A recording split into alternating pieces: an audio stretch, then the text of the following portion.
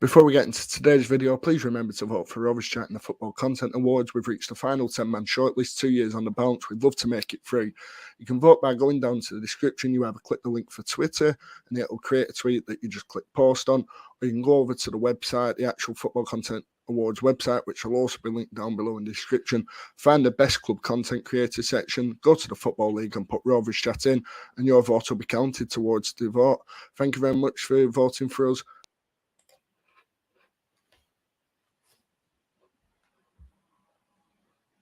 Hello and welcome back to the Rovers Chat YouTube channel. We're back for a yearly tradition, the Deadline Day stream. As you'll see throughout the night, we've got different people joining us, different guests as well. We've got Rich Sharpe will come on in a bit of a pre-recorded segment, but we'll just cover the entire transfer window and if anything happens, hopefully a bit more than last year, which we'll go on to with Dom. But hopefully we can actually have a bit of a productive stream and hopefully another signing. I'll start with Sam. Sam, welcome to the channel again. How are we? Not too bad, Daniel. Thank you. Yeah, good to be here. How are you? Yeah, good. Really looking forward to it. Glad to be back as well. It's always enjoyable Deadline Day. Now, Dom, before I introduce you, we'll discuss the last Deadline Day that we did, the January one. We all know what happened with the signings, but I believe you enjoyed a bit of German football. Is that right? Yeah, so what happened last time was that you were at Birmingham for a FA Cup replay, I believe, that we must have won.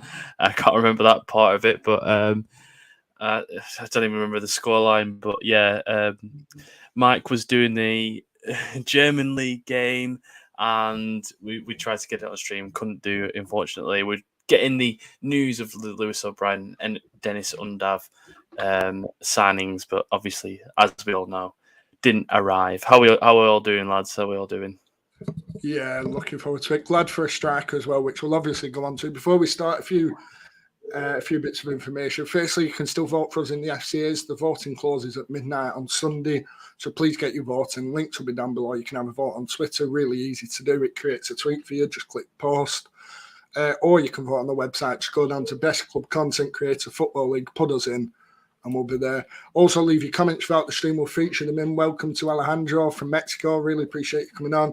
Andy Lynch, Adam Ronan, and everyone else watching. If you're on Twitter, you won't be able to comment. Just the way Twitter does it. But if you go over to YouTube, search for Rovers Chat, you'll be able to leave a comment and we'll feature them in the show.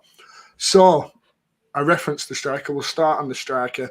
A massive bit of Deadline Day business. One, I don't think any of us expected Rovers to do, but they announced the permanent signing. That's right, the first permanent striker I believe we signed since Sam Gallagher. Semir Telilovic from Borussia Mönchengladbach scored a lot of goals in the B team, not as many in the first team, but still looks a real talent.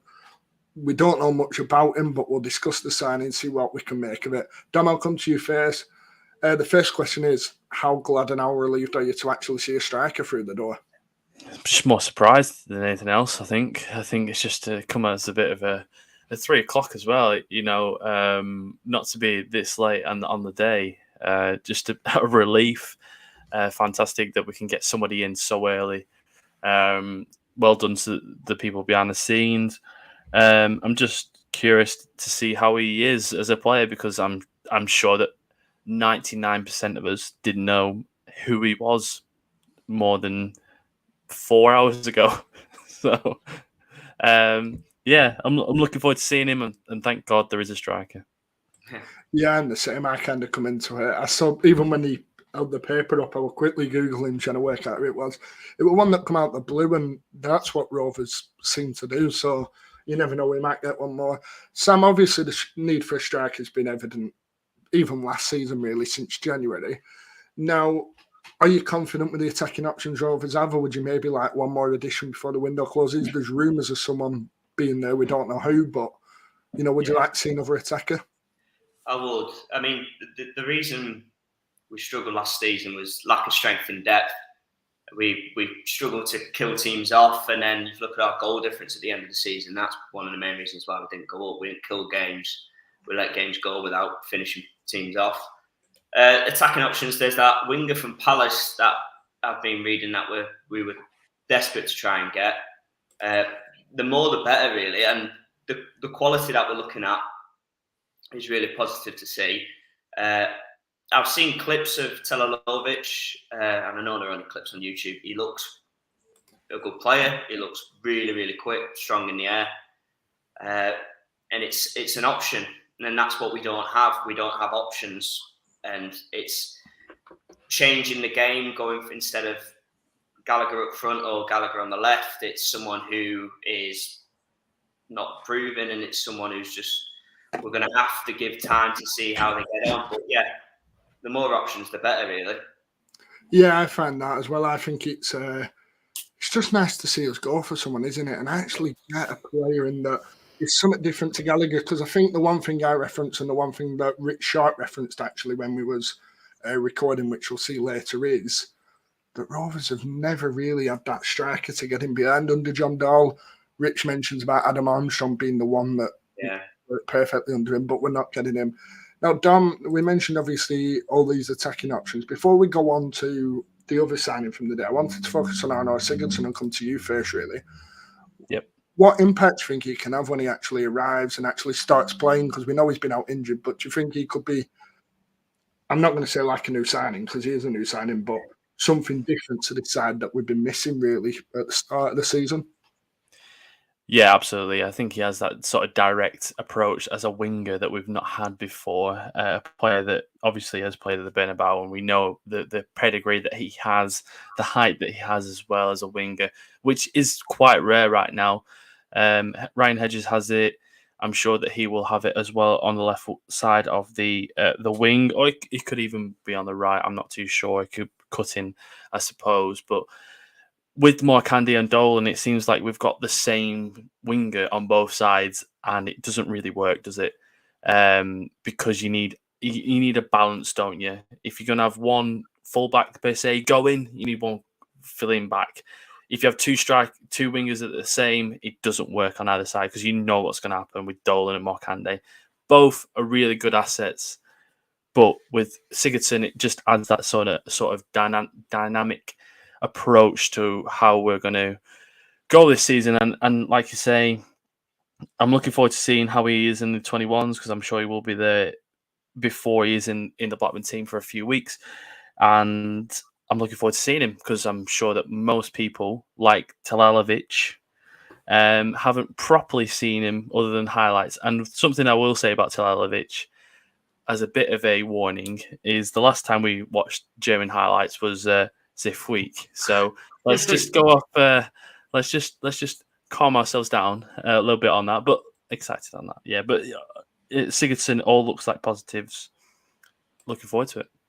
Sam, sorry, you were going to say something? No, just in agreeing with Dom, really. I think Sigurdsson will have that little bit of, you'll be able to tell him a mile off when he's on the ball compared to the other players we have. You look at on Sunday, it was an amazing quality that Hedges produced, weren't it? But then you look at Dolan, and in the first half, he just didn't provide as much as you want, which is his Blackburn career at the moment. He looks amazing one week and then doesn't the next. But Sigurdsson, I think, like Dom said, he'll be a good quality signing. But it's good that Tanarsson uses the under-21 system, that we can actually get them up to full speed, see what they're like in the team, and then put them in. Yeah, I think that sums Rovers' wings up perfectly. 1 week very good, 1 week gone missing, don't they? And that'll happen even with the better players, but hopefully if we have them options, we can actually go out and do something. Now, before we do actually move on again to James Hill, the striker options this year, so we've had Harry Leonard, who's come through, had a really good start to the year, I think. And Sam Gallagher, who has actually impressed pretty much off the bench and starting. I think he looks a bit more hungry. Hopefully this signing will push him a bit more as well. My only concern comes from, can we get that ball in behind the striker? I think it'll take time, and I think it'll take a way of working. I think Adam Wharton's going to be key to that in the midfield as well, playing that ball in behind. It's about actually getting it working. If we can get that working for Talalovic, and then hopefully Gallagher and that can feed into it. Now, we'll move on to James Hill, who obviously arrived on loan from Bournemouth.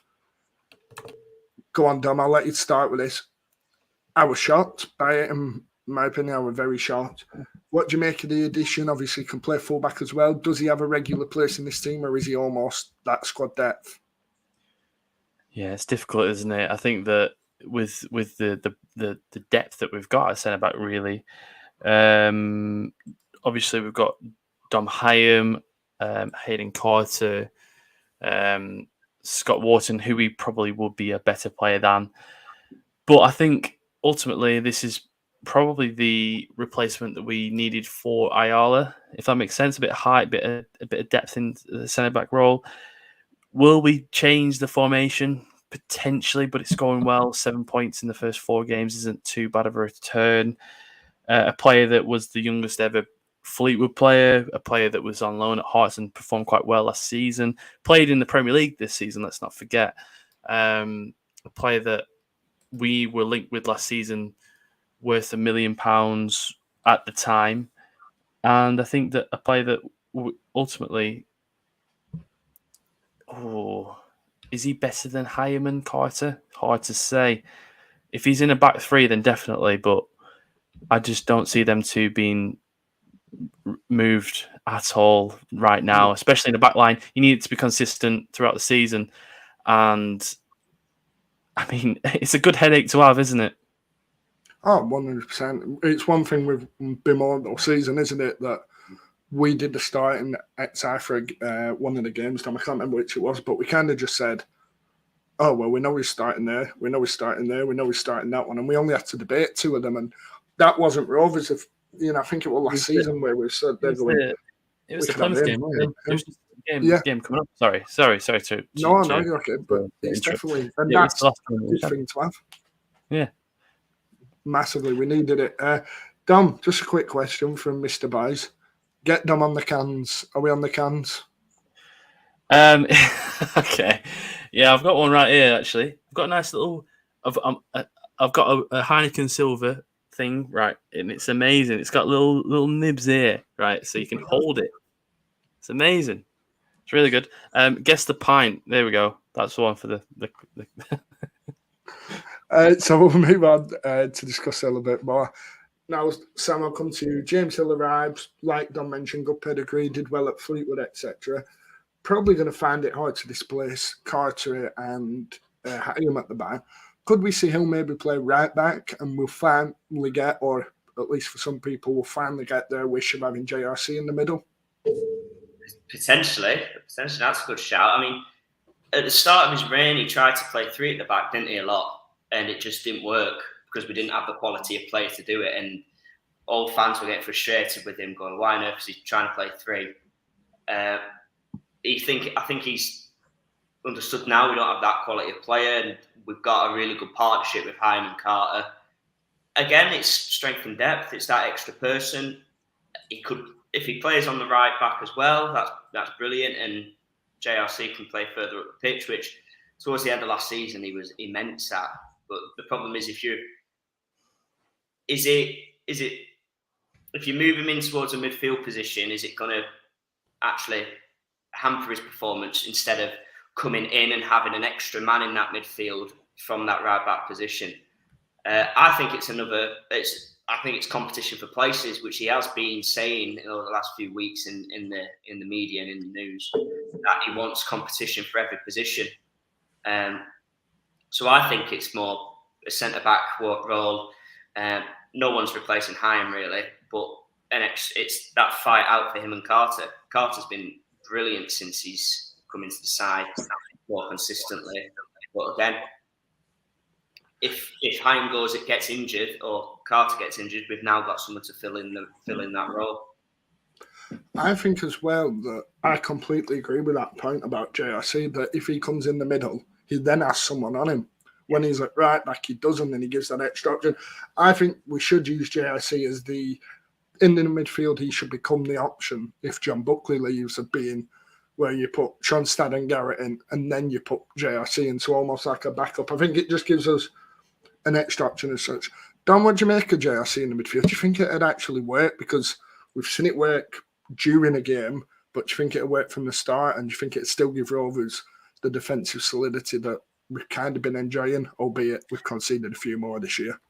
See, I can see Sam's point. I can see everyone's point about him playing midfield, but I don't know why you would want to change something that isn't broken. He's playing amazing at right back and in that sort of moldable role, this sort of inverted fullback that we've seen at City. Brighton, Liverpool, it's sort of moulded down from that De Zerbi sort of esque type. And I think that right now, let's just see how well he can play in this role and how much he could be worth in a year's time, because I'm sure in a year's time he probably will be the most valuable right back in the Championship if we're not in the Premier League. Sorry, so JRC. Sorry, I just threw him off a little bit.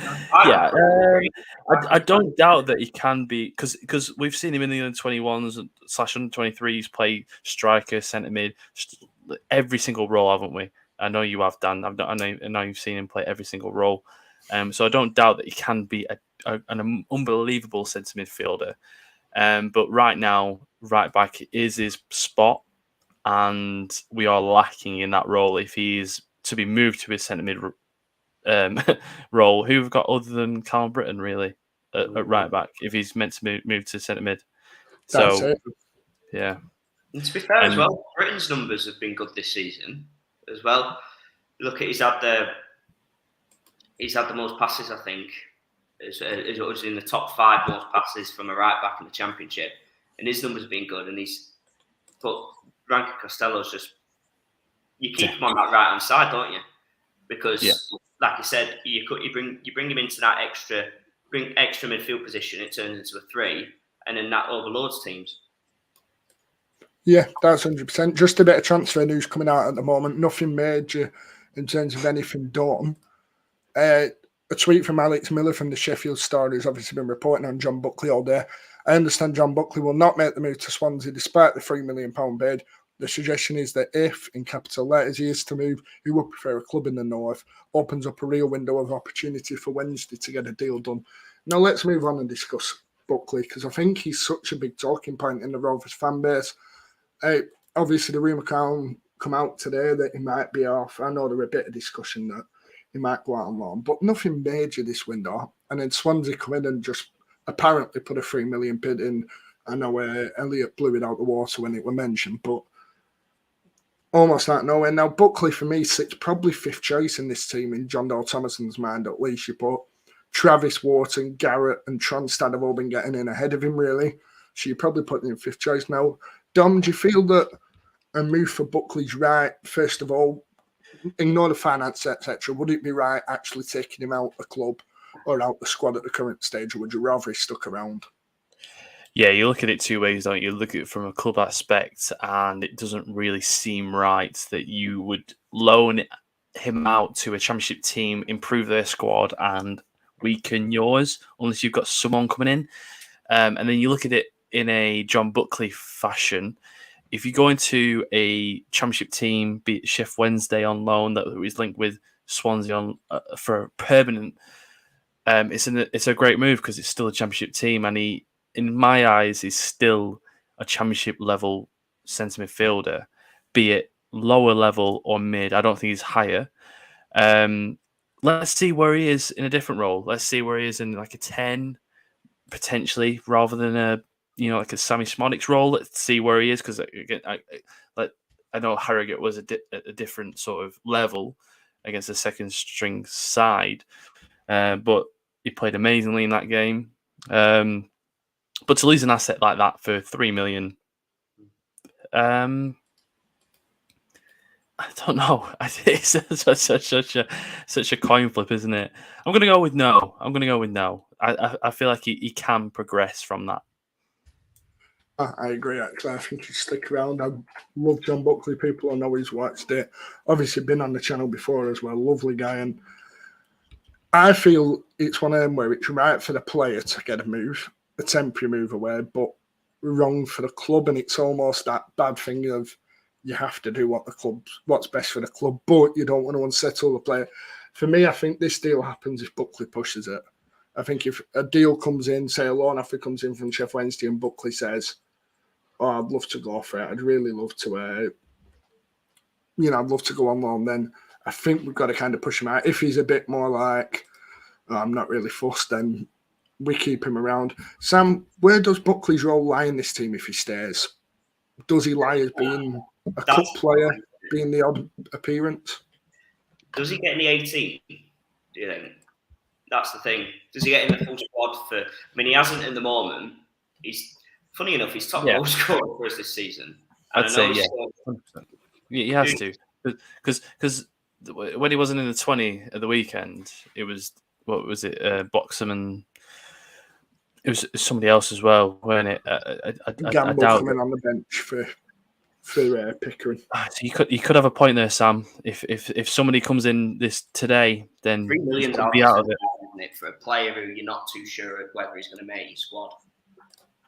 Yeah, that's I think they've got players. You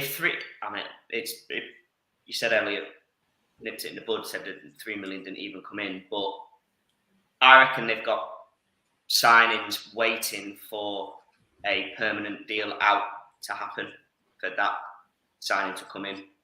Under Mowbray, he was a bit like up and down though, weren't he? There were points where he was really good, and then points where he wasn't great. He tried him in a 10, and then tried him a little bit in sort of like a deep line playmaker role. But then he started off really well this season. Scored a few goals, yes, against lower opposition. But you were saying, Daniel, weren't you, at the Harrogate game, St Arsene was just hounding him on the touchline. Yeah, quite regularly as well. And I don't think that's out of not liking the player, etc. I think it's just out of trying to get what he can out of him, trying to get him. There's no doubt for me that Buckley's a very talented midfielder. I think this is the perfect shout here about Buckley. I think he's a very good player. He just doesn't fit the setup as well as other midfielders. And that doesn't take away from his quality. I just think if you think of that, say we've been playing the 4-3-3 that becomes a 4-2-3-1 as Smodic pushes forward, then midfield too, I think Adam Morton's a guaranteed starter for 40 games this season. I think it'll be very hard to displace him out the team unless he rests him. And then you've got that other midfielder that's usually the more tackling one, the more combative one. That's not Buckley. Buckley's that passing. Buckley's incredible on the ball. I think he's really good, but does he just have to sit there and take the fact that Adam Morton's ahead of him? Yeah. His anticipation is his best quality as well. I've always said this from the early age. His anticipation of a tackle and of a pass is the best that he's had.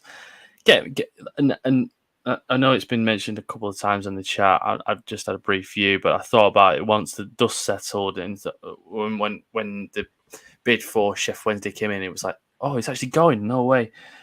It makes sense. It actually makes full sense as a 23-year-old just to get there. It's a crucial time for him right now. You're either going to sit and play maybe 10 games. He played 42 last season in the Championship, and potentially 10 this season, mainly on the bench. Why not go out and get minutes for yourself as a John Buckley aspect of it? Like I say, there's two ways of looking at it. And just progress your career, and also make sure that you're a better asset for us. Because let's not forget, he's not on a. He is on a. When does his contract run out? He must have 4 years left. Yeah, exactly. So we've got time. It's all in our hands, isn't it? Yeah, 100%. I think this is a brilliant point as well from Lewis here. Let him go and play a full season, and if he has a brilliant year, you've got a Wharton replacement. Now, I think it's a perfect way of thinking. I think Rovers have got to think that year ahead. And let's all be honest, if we're sat here next deadline day still speaking about Adam Wharton being a Blackburn Rovers player, something's gone wrong in my eyes. I think by the time we're here next year, I think he'll be gone. So Rovers do have to look forward and look into that bit of building on the next sellable asset, because that's such a big thing for us now. We're not. As much as we hate selling players, that's Rovers' situation, isn't it? Where really we need to be creating at least every 2 years, but hopefully creating someone. How much would you sell John Buckley for then? What would be his worth? I'll be honest. As well. If that 3 million tempting me. Go on, Daniel. Sorry. So that 3 million tempting me. I think if you add the right add-ons onto it, I don't think we get much more. I'd I have just expected don't that. see any value as such. Don't get me wrong, very good player, but we've got to look at this. So you look at Alex Scott, for example. People have spoken about him and compared Adam Wharton. Arguably, I think Adam Wharton, we'd struggle to get north of 15 million for him now because he's only had 22 appearances. Alex Scott's had 82 in the Championship. Yeah. John And I think- Buckley's had 127 for Botman right Yeah. now, and you'd say And a lot he more is years a now, hasn't he? you'd say he's a championship player. Yeah. How much are you really going to sell a championship player for? Yeah, at this this stage, I mean, time? we can talk potential, can't we? We talked it with Ash Phillips, who, again, controversially, I don't think Ash Phillips were worth as much as we're touted about him at all. I think if you're a Prem club coming in for him, he were worth more than 2 million, but I saw people talking 8-figure fees, and I was like, we're not getting Well, near yeah, that. You know, if we you played probably 100 games in the championship and then did that, then yes. But obviously, for what is he 7? Was he 18? Was he 18? Because this was during this transfer window, so we could still speak about it. Ashley Phillips, obviously, 18 years. Is he 18? Sorry, is it? Have we got that right? Yeah, he is. Yeah, Ash is. Yeah, and Adam Played about 15 games, probably most on the bench. Yeah. Just let us know as well in the comments, you know, what you think Buckley be worth, what you think's a good, a good fee for him. Just let us know down below as well. I think these fees are hard because we have in our head what a player's worth. But then if we were going and spending that money on a player in the same position elsewhere, I think we'd all be going, not a chance, nowhere near it. It is hard to judge, it always is. Now, just for anyone watching as well, leave a comment down below with a question for us for the Q&A. So what we'll do in about 10 minutes or so, at 8:10, we'll run a quick Q&A. Any Rovers related questions, you can ask transfer stuff in terms of, is anything happening? None of us know. Just to let them know, it was Peroni. There we go. It's bottled. There we go. Just let people know. I think there were more comments about your pint than. There we go. Tips on your pint more than anything. Just Moretti, was it Moretti? It looks flat. Yeah, because it's sat. You put my own comment on there if you want. There we go. There we go. Because it's sat here for a while. That's why. Yeah, that's obviously fine. That's the reason why. You'd take anything between 4 and 5 million for him, wouldn't you?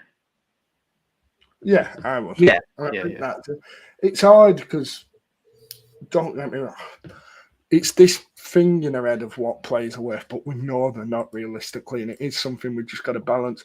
Like I said, any questions for the Q&A, get them in down below. When it gets 8:10, we'll ask them about transfer stuff we don't know. You know, you're more than welcome to ask it. I hear the odd thing. Don't get me wrong. Half of it's wrong. How's the transfer going? The actual, a bit of an update In terms of just today, right now. Is there anything happening? No, not as it stands. We're talking what are we? 3 hours from deadline nearly. Not much going on at the moment. When it does get to 8:00, you will see a little notification. But get your questions in down below. We'll put them all in.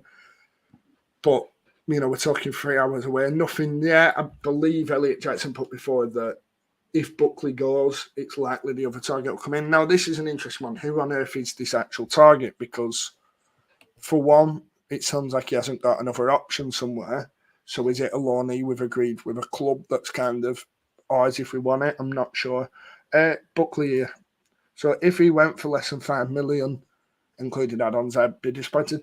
Yeah, I could see that, Ollie, 3 million and, the money, etc. 3 million of 15%. 4 million plus add-ons, 3 million plus add-ons would be good.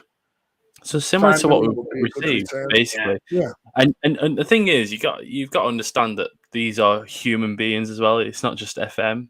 So John Buckley, a person that's lived in Manchester, I presume, because it's not going to live in Lancashire, has to set up his, just like box everything up, go down to South Wales, and he doesn't really know anybody down there. So it's not just a fact of going, yep, cool, see you later. He has to actually properly want to go there.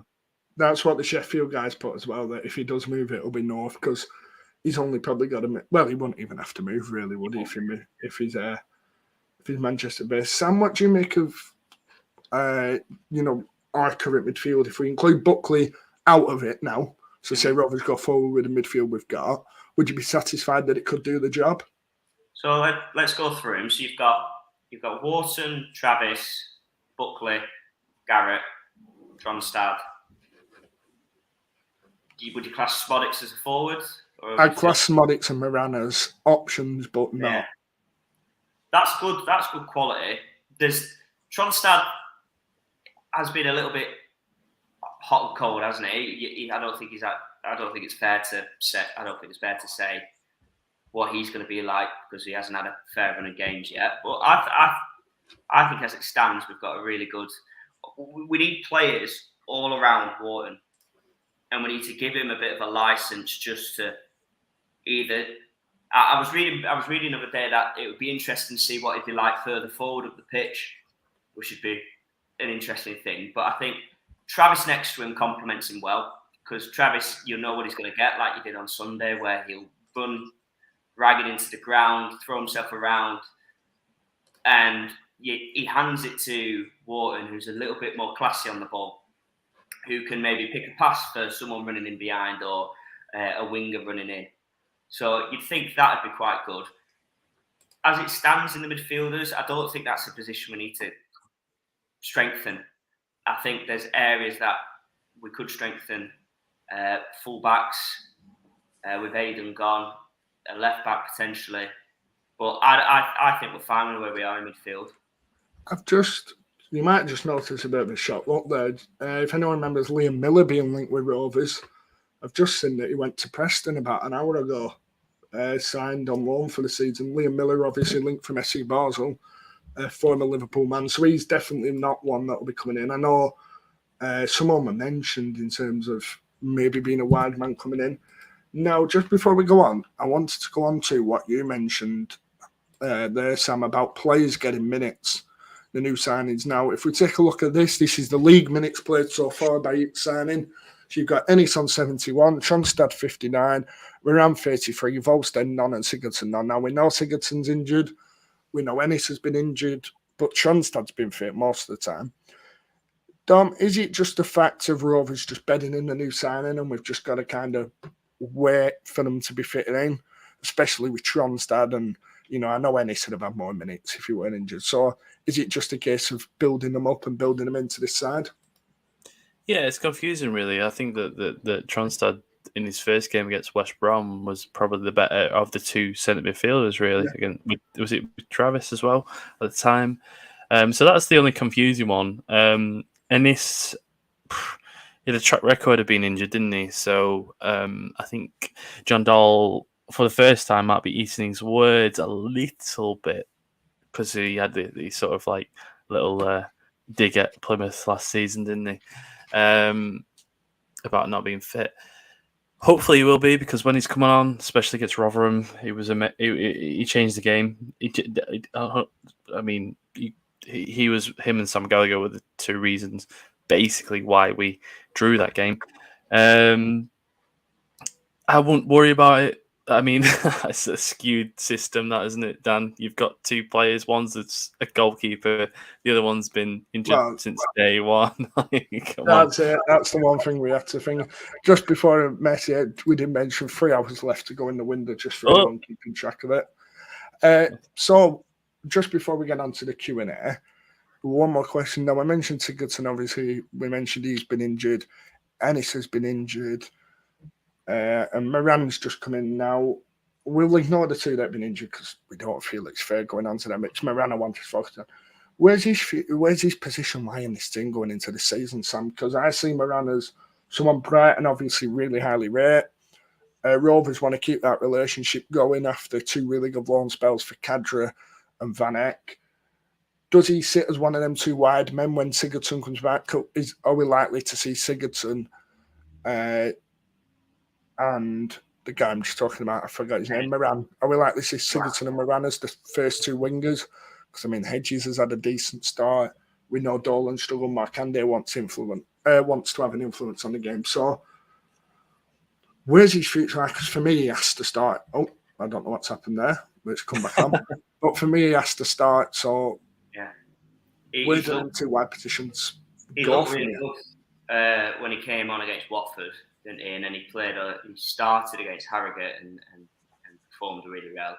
What's good is that he can play all along that front 3, just behind the forward, which is really good. I think before the transfer window came, you looked at when Diaz left, and you looked at that line behind the forward, and you thought, oh, flipping out, we don't. Our quality isn't even there now, and now we're mentioning all these. We've got Ennis, we've got Dolan, we've got Sigurdsson. I think it's a lot better. I think he's competition for that Dolan Markande role. I think on that side, I don't think you're going to replace Smodics with the work rate he provides, and at the moment his quality of finishing.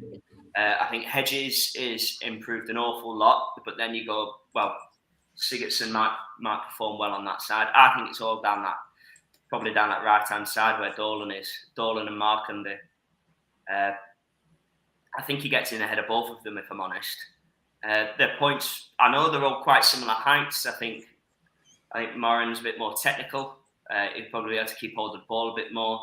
Problem with Dolan, he's got all that pace but can't keep hold of the ball.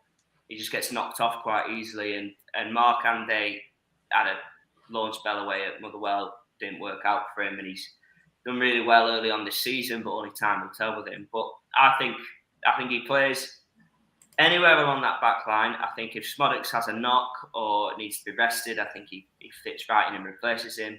But I think also he could play alongside him and replace Dolan. And then we've got that quality on the bench to come on.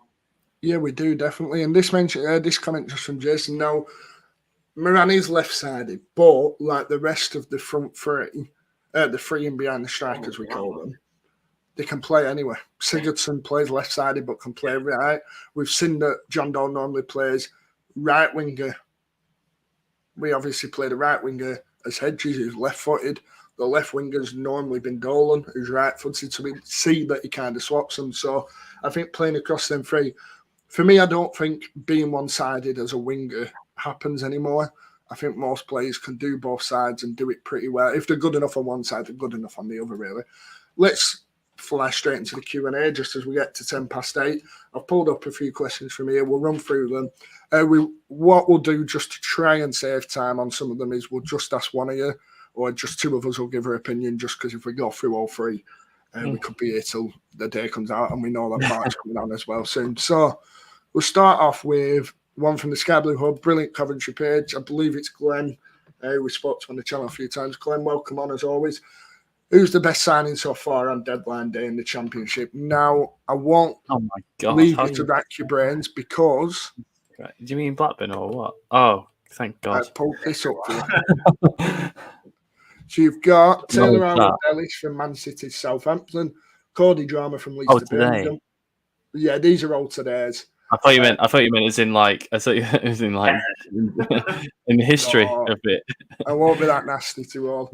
Pantor, Forest to Cardiff, Longman Hull to Millwall, Telolovic to Rovers, Alan Campbell Luton to Millwall, Bairstow to Sunderland, Rusin to Sunderland. We won't even pretend we know who he is.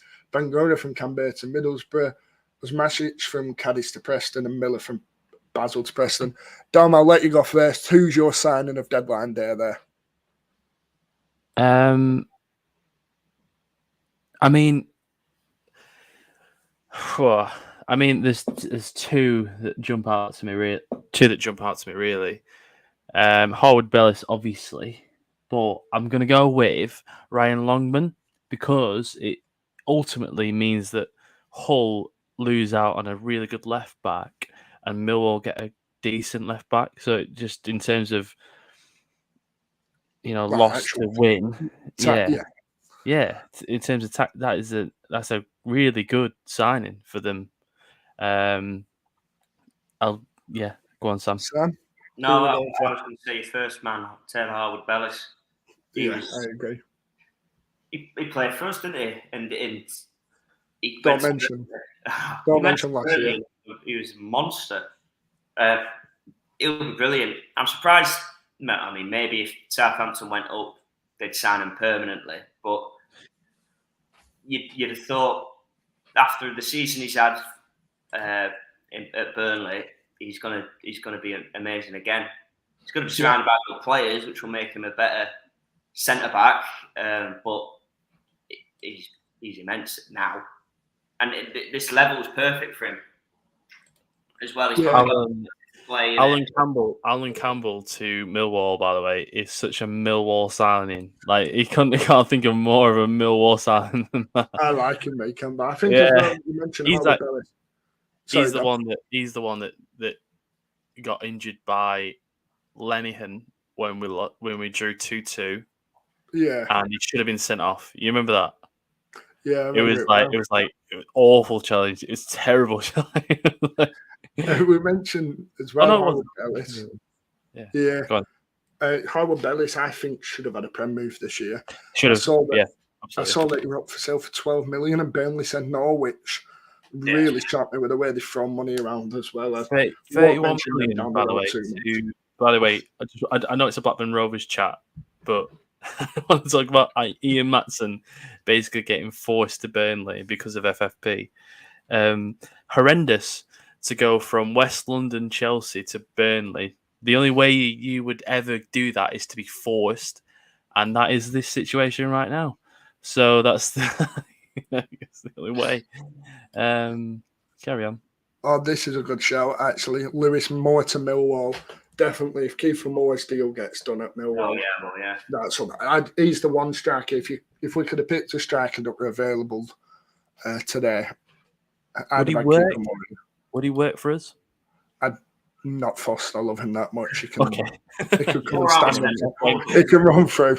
No, I don't think he'd work for us, to be fair. But if I were thinking just footballing wise, I think he'd definitely be up there. Let's have a look. The Palace winger, just to reference this one, Palace wanted to keep him. They said if they sign a winger, they might let him go. I think our issue with Raksaki would have been if we're holding off on John Buckley to leave. I don't think we're ever, in any situation whatsoever, going to be the only club that Raksaki could go to. So if we were messing about, sat here waiting, we wouldn't get him anyway because he'd just say, all right, thank you, bye. So, yeah, definitely not a chance with him, really, I don't think. This one's good. Joe for Jews. The competition for places seems to be quite, I imagine that's meant to say, heated for Travis. Wouldn't we be getting this output from him otherwise? Now, this is what I wanted to bring up on the show about Travis's start to the season, and we will go on and talk about the play ratings later on so far for the season gone. Trav, for me, has been really impressive and should have won that Player of the Month vote yesterday, actually. I'm very shocked Smodics won it. Sam, what do you make of Travis's, firstly, his start to the season, but second, the way he's kind of stepped up this year and become a more experienced, more senior player? Because I bet he's up there in the top 5 for appearances for the club now. Yeah, I was worried about him at the start of the season. The Millwall bid in for him, didn't they? And I was a bit like, oh, are they going to accept it? He wasn't involved in, I'm probably reading too much. He wasn't involved in any of the pictures for the home kits, were he? Or the away kits.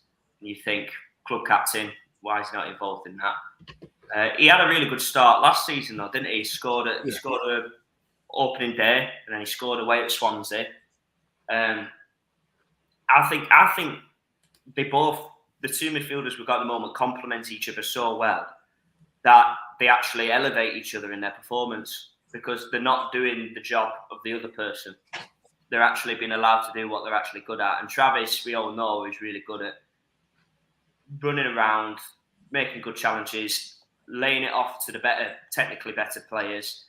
That lung-busting run at the end against Watford that ultimately led to the goal, which Hedges amazingly put away.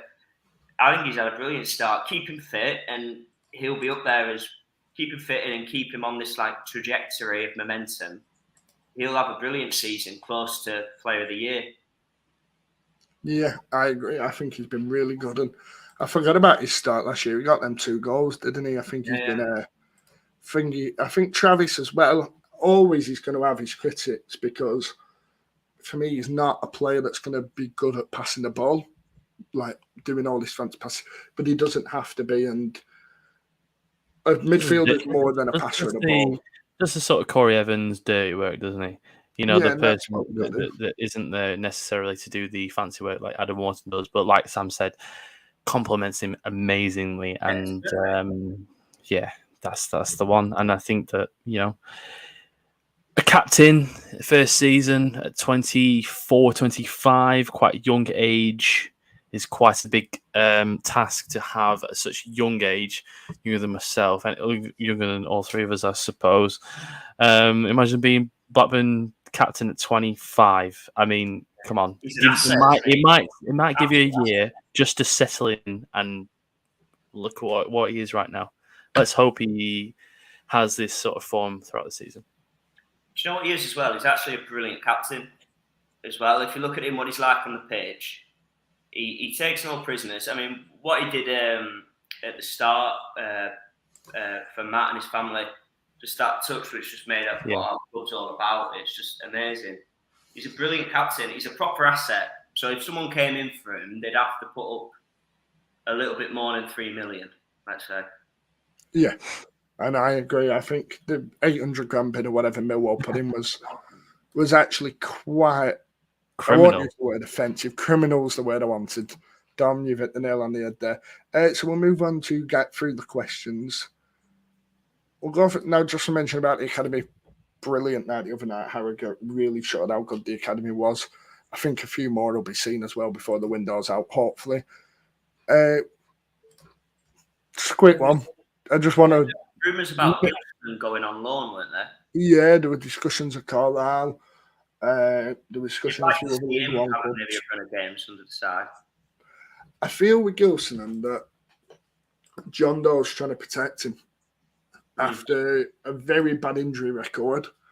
He's suffered a lot with injuries in the 21s. I think he's just trying to look after him and make sure that we're not relying on young lads to do it. Because, like I feel when we get the striker up to speed, Talilovic, I think you'll see a little less of Harry Leonard. I think he'll become more of an impact player. Quick answer. Absolutely fine. Quick answer to this one. Sorry. Dom, for Miko Rashina. It's obvious, isn't it, Rashina? Sam, we're all on the same page.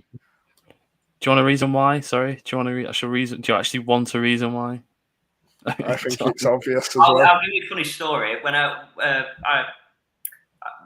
I had a season ticket up at the Jack Walker stand, I was there on his debut when he first signed, and I was sat next to my dad and an old fellow who we used to sit next to for every game. And it was funny, he started doing all these step-overs as soon as he came on. And the old man next to me nearly fell off his chair because he's never seen a Blackburn Rovers player do a step-over. He was normally knock it back, cross it in. Whip it. Yeah. That's not what Ripley did. That's not what Ripley did. That's not what Wilcox did. Get it in. Yeah. Knock it 20 yards and run after it. Ruben Rashina, obviously, because it was 10 times the player. I didn't mind for Mika, but Rashina would just much better. All right, what about then? Vukovic or Petrovic? I think this is an easy one as well for me. I love Sam Vukovic. It absolutely is. Oh, wait, say again? I love Is it Vukovic? Vukovic. Not Petrovic, no. No, the player that played in the Europa League. Don't come and use the Europa League. No. Where did Vukovic? Kevin Beckett's a Europa League winner. You mean Mask Vukovic? Yeah. Oh, yeah. Let's get Batman Vukovic in there. Elliot Jackson. Sorry, it's just Yakubu have his Blackburn Rovers image of himself go like this above him for the signing of the striker. He couldn't look more arsed about the actual signing as well. Yeah, sound. There you go, mate. They've loved it, haven't they, with the paper this time. Just a quick one from Elliot Jackson. Elliot Jackson says, expecting a few under-21 loans to still go through this evening, no major surprises. I'd say that's probably Gilson and Ethan Walker wouldn't shock me. Maybe Jared Harlock might get... Oh, no, he's already gone out on loan to the new Saints, actually. So I'd go for Gilson and probably Walker. Buckley loan's still in the balance. Not certain, but not out the question, which kind of says it's a guessing game and waiting game. It might be a late one. Rovers have got their players sat there, haven't they? So we'll see what happens. Just a few more questions in the Q&A before Mark Itchen comes on. Now, this one, we won't go into it fully just because we could be here for an hour discussing it. We'll just get each person's starting 11. If everyone's fit, everyone's up to speed. Do we have the same formation? Is that all right? Yeah, you can pick your formation. I think if we do a formation that John Dole's at least used. Right. Yeah. Well, I'm not having John Dole pull a 3-4-3 out. Was it 4-4-1? No, so 4-2-3-1? We use 4-2-3-1, 4-3-3. Right. Yeah. This could be an hour, so let's do this quick. Go on, Dom. Are you ready first? Yeah, I'll do first. Piers in net. We got Ranky Costello, Carter, Dom Hyam, Britton left back. No, I don't really fancy Pickering though. 2 centre mids as Travis and Wharton. 3 in midfield. If everyone's fit, it's difficult to say because we okay. Sigurdsson, just because why not? I've not seen him play properly. Sammy Smodics and right winger. There's a lot of left wingers, isn't there? Yeah. Markande. And I will go with big old Sammy Gallagher. Because I love him. Because everybody else hates him. I'll go Volstead. I think he'll be back with his feet. JRC, Hyam, Carter, Britton again, Travis Wharton, Smodics in behind the striker. I'll go Sigurdsson. I think given off the 4 of them, I know we've not seen much, but I've got Moran on the left. I think he'll offer the most technical ability. And then up top, purely based on the fact that we need a striker who runs in behind. And I've never seen him play. I'm not going to question that I've seen him play, but Talalovic is going to be my man. I've seen him once. I've seen a YouTube clip. I'm convinced he's our next Rudiger Stead, but who knows? Sam, who's your starting 11? It's all very similar now. I'll have Wolstead, Ranky Costello, Hyam Carter, Pickering, Wharton Travis, but I'd go for Smodics, Moran, and Hedges with Gallagher up top. It's good. It's good to see that there is a lot of change in the 2 teams, the 3 teams that we've said. This shows that we do have a little bit of depth at the very least. Yeah. I've said from the pre-season, I don't think Pears is a number 1. So I think Wolstead has been bought to eventually replace him. I've just not seen him. That's the reason. That's the only reason why I've not said him. Yeah. I've just not seen him. For anyone who did see him the other night, by the way, I was very, very impressed with him. I think he's very good with his feet. The thing that makes it for me with Volstead is when he got the ball, I didn't panic. Yeah. And whether that's because Rovers were doing all right, at the time, but I just felt when he got it, I was like, he'll get rid of this quick, he'll get it. And he did. There was one that I think it was Tronstad almost volleyed back to him, and he just touched it down straight in front of him and played the pass. And I like Pears. I think I've been very impressed with the way he's really grown since that mistake at Wigan. I think he's really gone on to me. The fact we're even discussing Ainsley Pears being a Rovers starting keeper after the start he had is absolute credit. I was his biggest hate. I honestly, I remember the Forest game where he had a good game where he stopped a lot. Lost 4-1, but it could have easily been 7-1. I didn't know what foot he was before that game. I was like, he's got to be left-footed, surely. And then he kicks it properly with his right. I was like, oh, I'm really surprised. So his belief, self-belief, and his confidence since that game and the way he's grown as a keeper, tenfolds. Credit to him. Fair play. Really well done. I completely agree. I think, where is it here? Pears were class against Watford. I completely agree. I thought, I mentioned, I think, in the player ratings, the way that I don't think I've seen Page do it before. There were a ball that come in the box and he got up and caught it. And that's the one, yeah. You want him to felt more of a keeper. You go back to Coventry last season where we drew it last minute. If we had someone, he probably might not have had the confidence. Whereas now at Watford, he's now number one, isn't he? Yeah. He's got a confidence then to retrieve a ball, and there he was fighting for a position, weren't he? But you want someone to just come on and take everyone out and get the ball. That's what you want with a goalkeeper. And if he keeps doing it, brilliant. But I think Wolstead will end up replacing. Yeah, 100%. Anyone who wants to keep in the comments in, although we'll finish up on the Q&A soon when Mark comes in, we will keep the questions to one side and we will reuse them. So just because you're not answered in the first one, Sam and Don will be leaving us in a bit. So we will bring them up again. I just don't want to use every question now and then. Me and Mark are sat there later discussing favourite McDonald's and all that stuff. Now, there were another one I had in here that was, how do you think JDT's feeling about the transfer window overall? Now, we know how much he spoke about wanting signings in. We know how frustrated he's been. I think some of the comments have been more of a pressure tactic on the club to push forward on transfers. The constant comments about the coach. Some people find it petulant. Some people enjoy it. I'm in the middle of it that I don't mind it, but for me, he's okay making them comments because Rovers are winning games. I think that takes a lot. Yeah, that's a good shout. That's not a bad shout, actually. If you lose the game, I'm not saying I'm not saying he's saying it just because he's winning and he's realised he can, but I feel if he weren't winning games, the fans would be a bit more on the manager as such. And I just think Ollie James, that's what I thought of the motorways from the live series. But no, for me, I think he's in that position, John Doll. He knows the finances of the club. He knew really when he joined. I believe he's been, I won't say he's been misled because we know what happened with India, etc. But I feel he's such an ambitious manager that if a big club comes in for him, he'll be off. And so Rovers have to give him the best we can.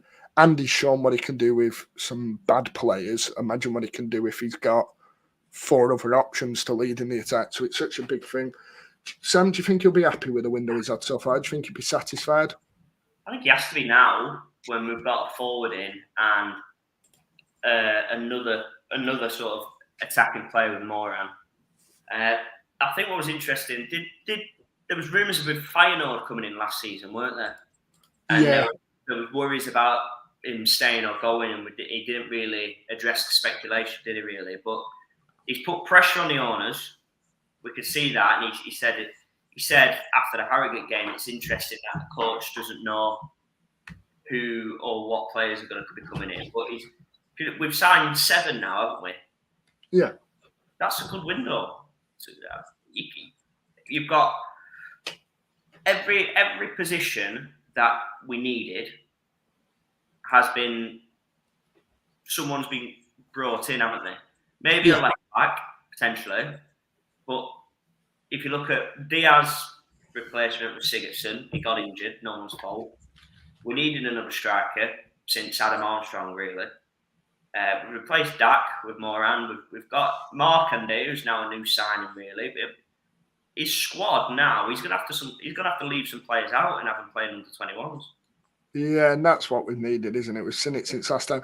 I just want to welcome someone into the stream. Mark, come and join us. How are we? I'm good. How are you? Delightful with a new striker. What are your thoughts on deadline day so far, Mark? Well, it's all a bit calm. I don't know what to make of it. So that's unnerving me in itself. Yeah, I think we wanted a striker. Obviously, we've no idea what he's like. He looks like he's got the potential. YouTube clips look all right. He's playing in front of a couple of people. That's all. But yeah, it looks like he's got the raw potential. You've got to trust that they've done their scouting. It's Buckley, I suppose. That's the main talking issue, isn't it? Yeah, it definitely is, and we will go on and discuss Buckley. What we'll do now for a bit of a game whilst we wait for some transfer stuff to happen. Everyone will listen football tic-tac-toe over on social media. Now, to make it fair, Mark, I hope you don't mind me saying you might be slightly older than the other two you're up against. Okay. So Sam and Dom will go in a team against Mark here. So essentially, for each square, like you do in football, like you do in tic-tac-toe. So say you pick this square, you want to name a player that's played for Man United, Burnley, and Blackburn. Every player has to have a Blackburn link. If you can get a managerial link, I'll let you have a managerial link between the players, between the clubs, sorry. So say Henning Berger had played for Burnley as well, or managed Burnley as well, then you'd be more than welcome to have it. Sam and Dom, I'll let you go first. Which square do you want to take, and can you name a player to fit in one of them? Well, I mean, first and foremost, I was a listener during the motorway services era. I will say that can we go back to the 4 people screen, if that's all right? Of course. Yeah. So the best services is either Fleet Services or the one near Leeds, where it's like a mountain. It's weird. That's the best one. But I think the best question to ask the chat is sorry, say that again. Said how many beers if you want.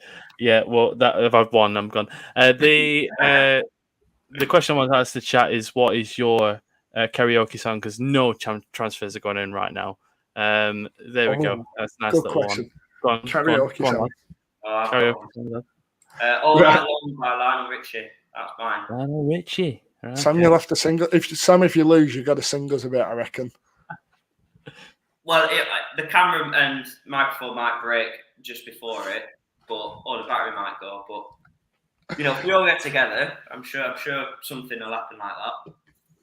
Well, let's see what happens. Right, Sam and Dom, do you want to go first on tic-tac-toe? So just tell us which one you're going for, and tell us your players. So remember, they have to have a Rovers link as well. Yeah, don't look at the comments. Go on then, Sam. I'll go for United and Burnley. Will Keane. Who, sorry? Keane. Michael Keane. Michael Keane. Yeah, I'll let you have that one. My karaoke song is The Killers when we were young, by the way, if you want to. Oh, well, that's your singing. Mark, what are you singing if you lose? Darude Sandstorm. Wow, that's the lyrics poetic. There's no lyrics. That's poetic. Exactly. Go on, Mark. Where are we going for? I would go us and United and won a European trophy. And I'll go Dwight York. Dwight York, perfect. So it has to be Blackburn and then these 2 teams as well? Yeah, it has to link Blackburn in. Oh, God, right. So you do your tic-tac-toe. What country is that? What country is that? This is Scandinavia, so as long as they're from Iceland, Norway, Sweden, or Denmark, or Finland, I'll let you have it.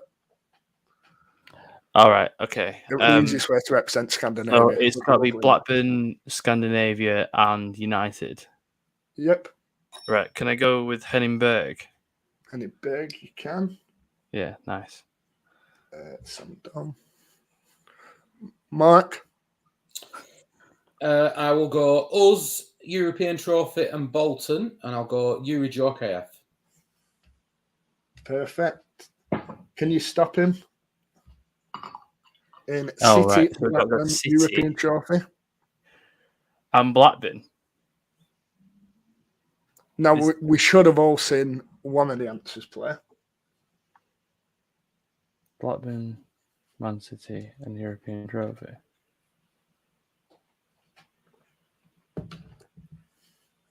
After this, I will reveal an answer for each one that I. No, it's fine. Let's not ruin it right now. Okay, one sec.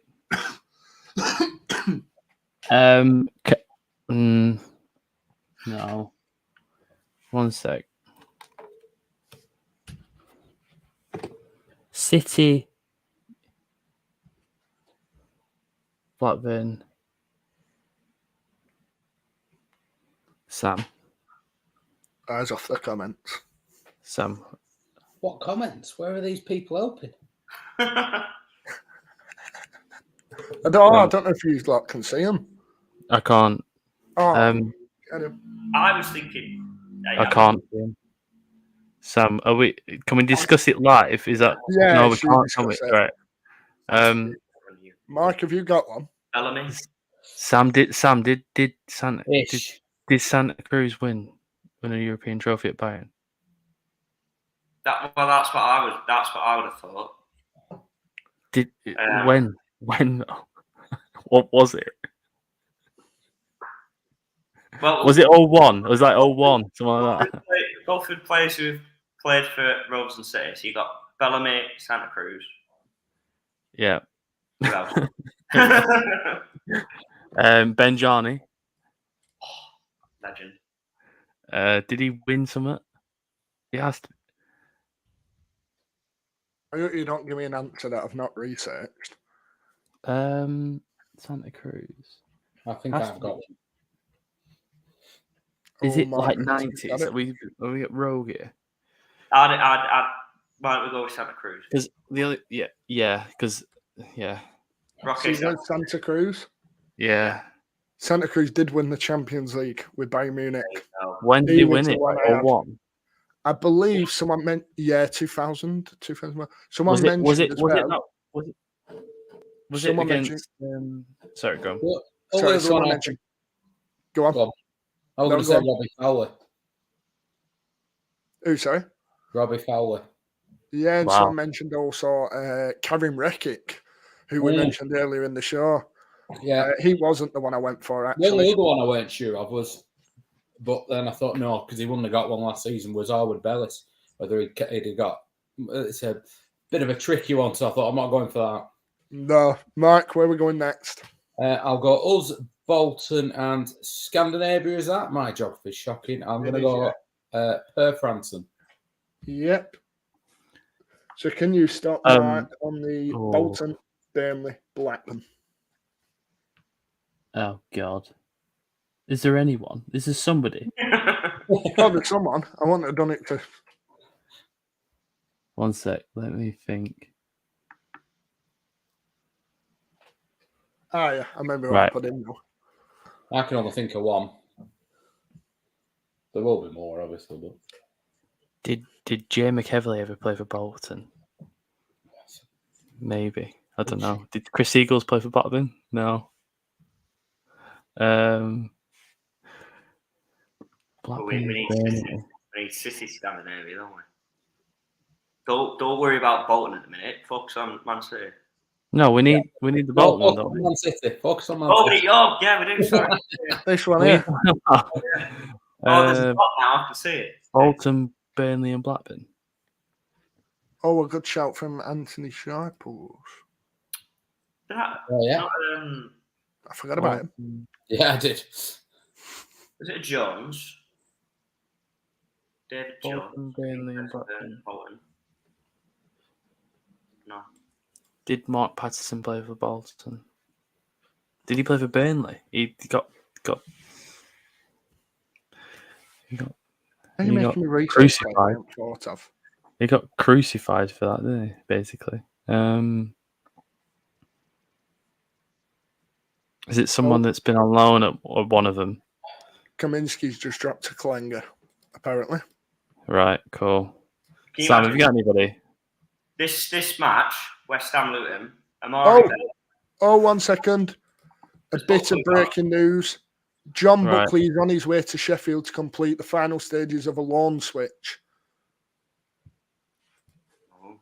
That has been confirmed by Alex Miller of the Sheffield Star that John Buckley is on his way to Sheffield. We'll discuss all that. We'll do a little outgoing. But we will actually discuss it when the deal goes through. So that looks to be going on. Sorry to interrupt your tic-tac-toe game. Is it just players? No, you can have a manager. If a manager fits in, you can have a manager. Yeah, I know a manager. It's fine. Sam, come on. There's a manager, obviously, in there. Say that again. There's obviously a manager. Go on then. Okay, Owen Coyle. Yep. I thought was it just players? I thought of him. I was like, we have managers or a managerial link. So the only player I could think of was Andy Todd. Andy Todd were my Yeah. percentage you'll see in the next grid. Right. Mark, it looks like we're going to end the draw here unless you get, although I think it's a pretty decent one you can get, but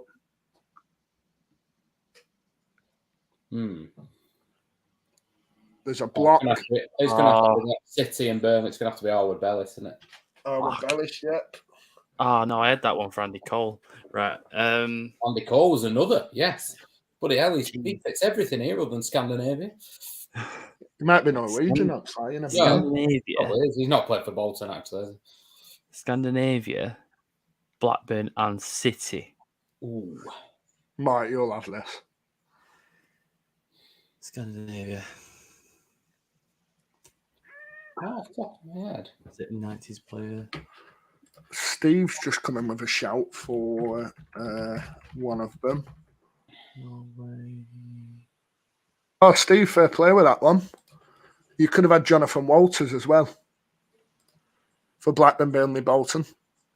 When did he play for Bolton? So he went Blackburn to Bolton, did Right, a lot so of really Wales out, and then went on That's and ended up impressive, playing for Robin. Ipswich Store, and then down the road. Go on, are we going to finish it off, Sam and Dom? I'm just trying to think of does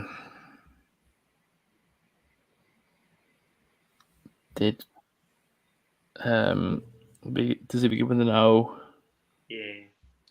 Oxton. Oh, we're letting him have it, Mark. Are we allowing that? Oxton. Go on.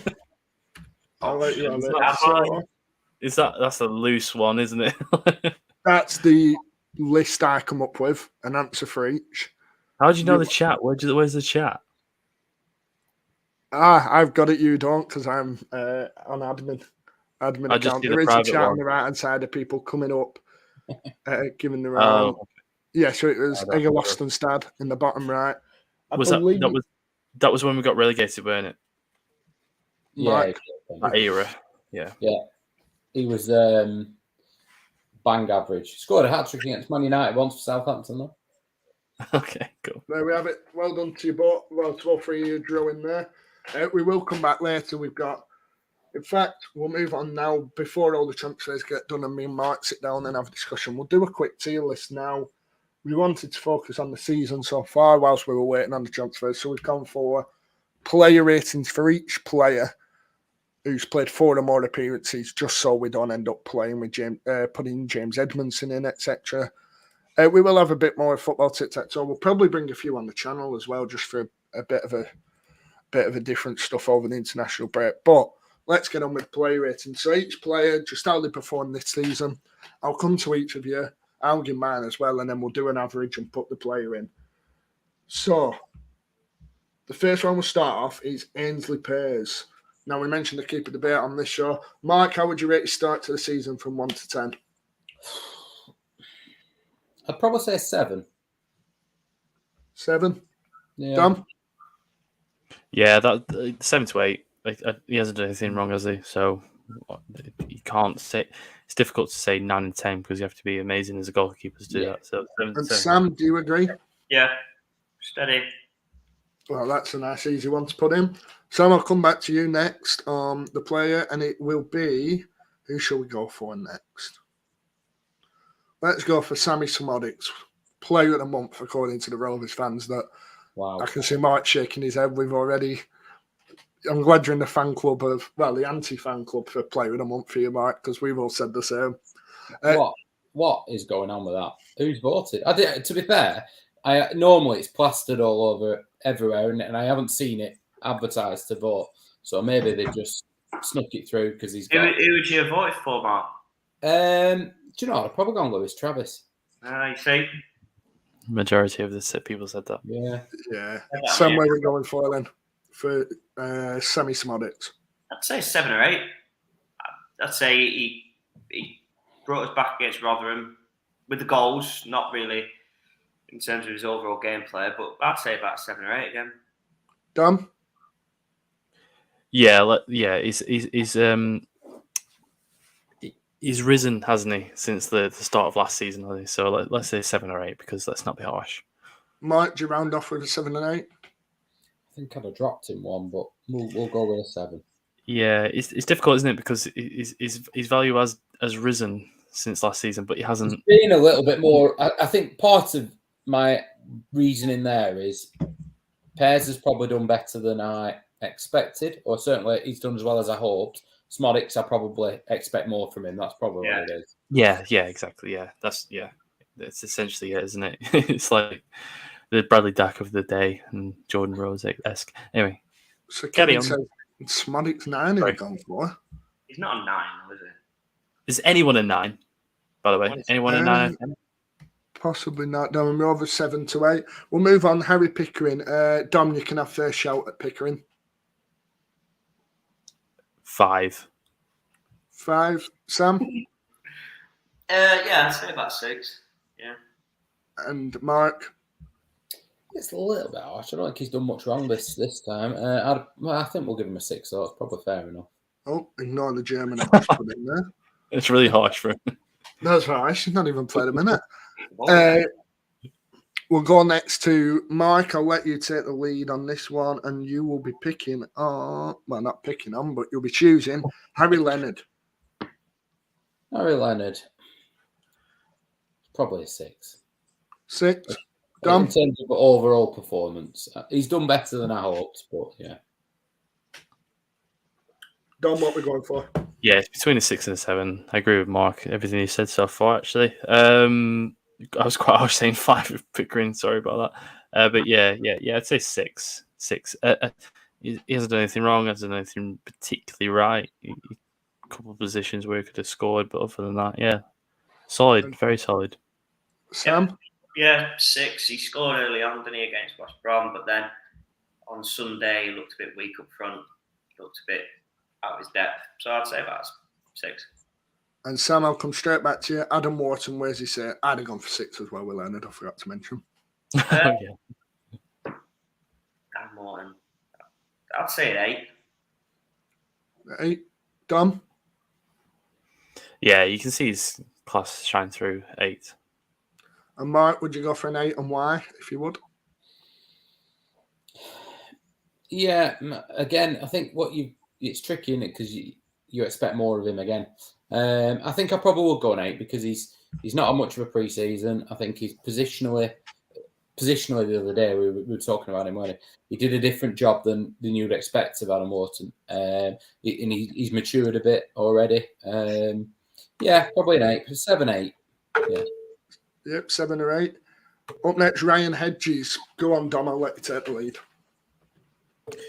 It's amazing that Ryan Hedges could do that after the Preston calamity last season. Like, what? I think it's such a polar opposite, isn't it? Does that put him up to a 7? He's very solid. God, it's between a 6 and a 7, isn't it? And most of these going to be between 6 and 7, basically, from what we're saying here right now. 7. 7. Sam, do you agree? No, I'd say 6. 6. Mark? I think if you've got Smodics in there as a 7, I think we're going to have to give Hedges a 7 after that one. But, yeah. You don't like Smodic, Mark, do we? Well, do you know what? I expect more of him. That's what it is. Yeah. I do like him. I do really like him. That's the problem. Ryan Edwards, season so far, ratings. Moving on next, we have got...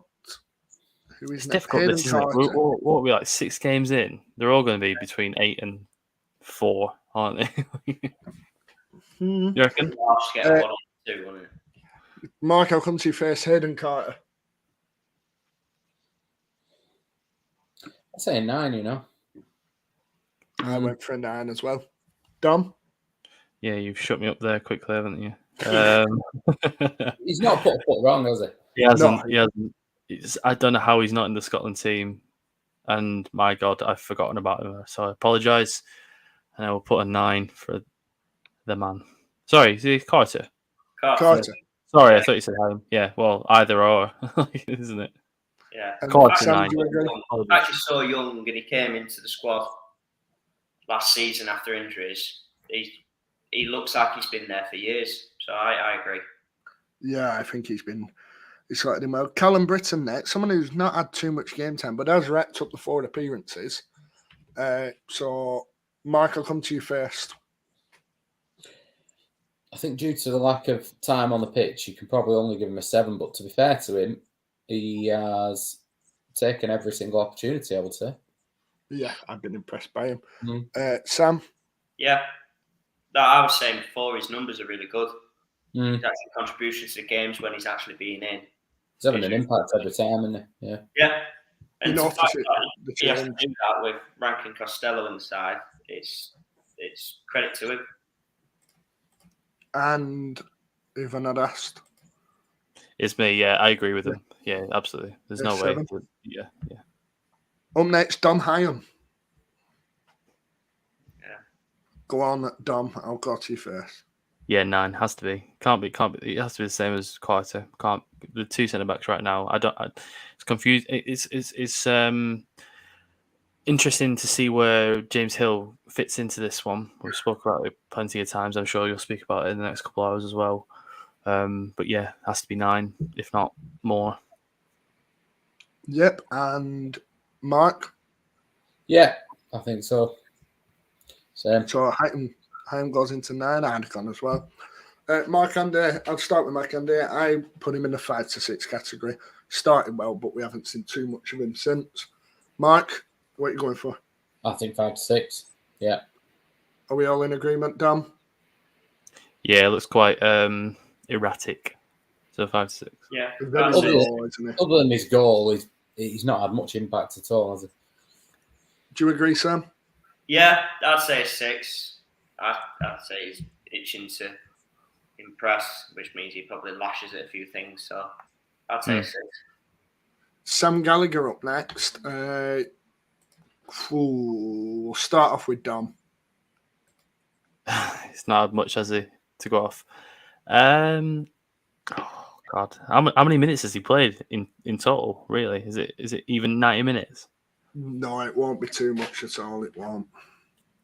Just off that 5 and 6, but he has performed well. But I just because he's been injured, so just sit him there for now. And Mark, what do you reckon for Gallagher? I'd say similar to Britain, but he's not played quite as much, so I can get why you put him in 5 or 6. But I just think he's done well when he's come on. I'd have probably tipped him into a 7. But So we've got 1, 7, right? 1, 5, and 6. Sam? I'd say 7, and that's only because he's made an impact every time he's come on. Yeah. That's the problem with Sam Gallagher. If you give him 90 minutes, he probably will give you a 6. Yeah, I know what you mean. I'm happy to be wrong with that, by the way. Every time, I agree with both what you said. It's 3 more to go. Travis next, who we obviously mentioned as player of the month. Mark, I'll let you take the lead. I know you felt passionately about some addicts. yeah, I go 9. 9. Dom? Yeah, I regretted saying is anybody going to be in a 9 and 10, but Travis has stood up to his captain's role well. 9. And Sam? Yeah, agreement. Like we said earlier, he's stepped into that role really well, leading by example. Perfect. And 2 more to go. The first one is Tyrese Dolan. I'll be honest, is it harsh for me putting him in 3 or 4? No. Are we all in agreement? Yeah. He hasn't signed a new contract yet, has he, either? No, he does have a year option left, but It's interesting on him because he has so much potential, and it's just his decision making is just erratic. horrendous.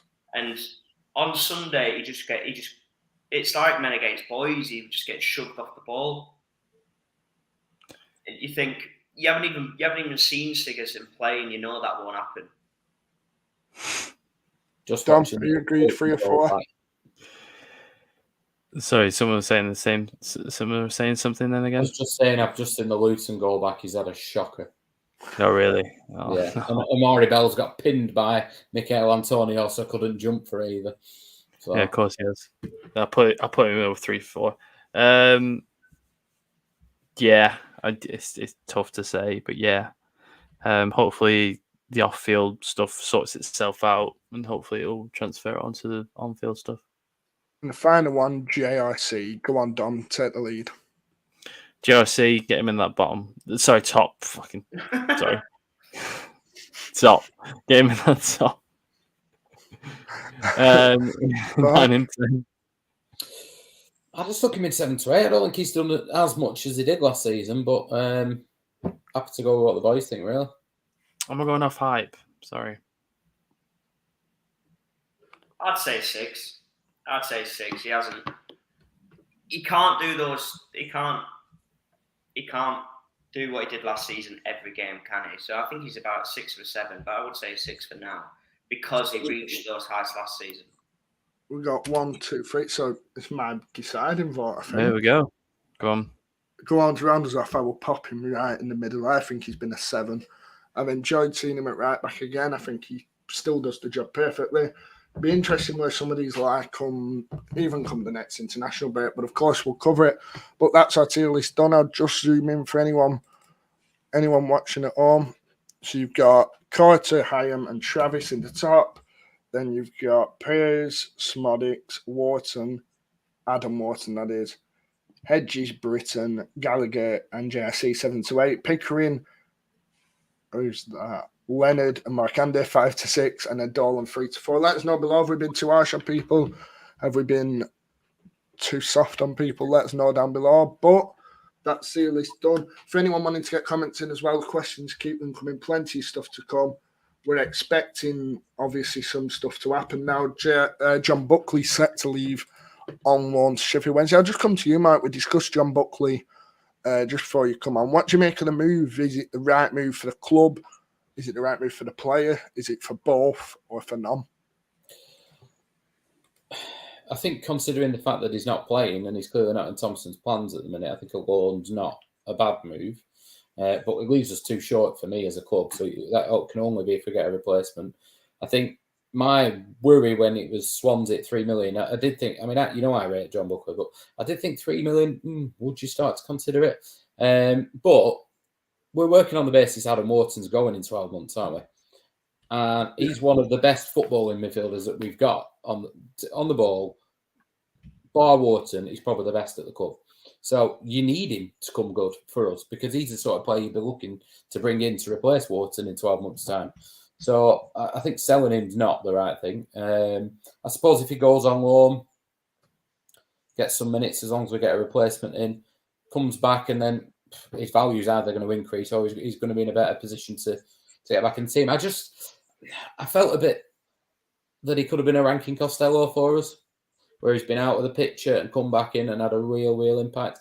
And at Watford the other day, I would have brought him on.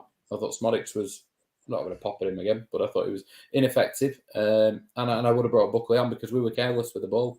Then again, we were both arrogant the other day, and although his numbers-wise he looked good, does he cross that threshold of laid back and not putting enough in? I don't know. I think he probably does. JDT was absolutely barracking him, weren't he, all night, wanting him to. I mentioned that before, that he proper went for him, didn't he? And I'm not saying that's because Buckley were naff, but it were a bit like he were leading him through the game almost, weren't it? He were like, move right, move left. Oh, you should be dropping for that. Constant. And it was all about his off the ball stuff, wasn't it? In his position. Yeah, he was never on the ball.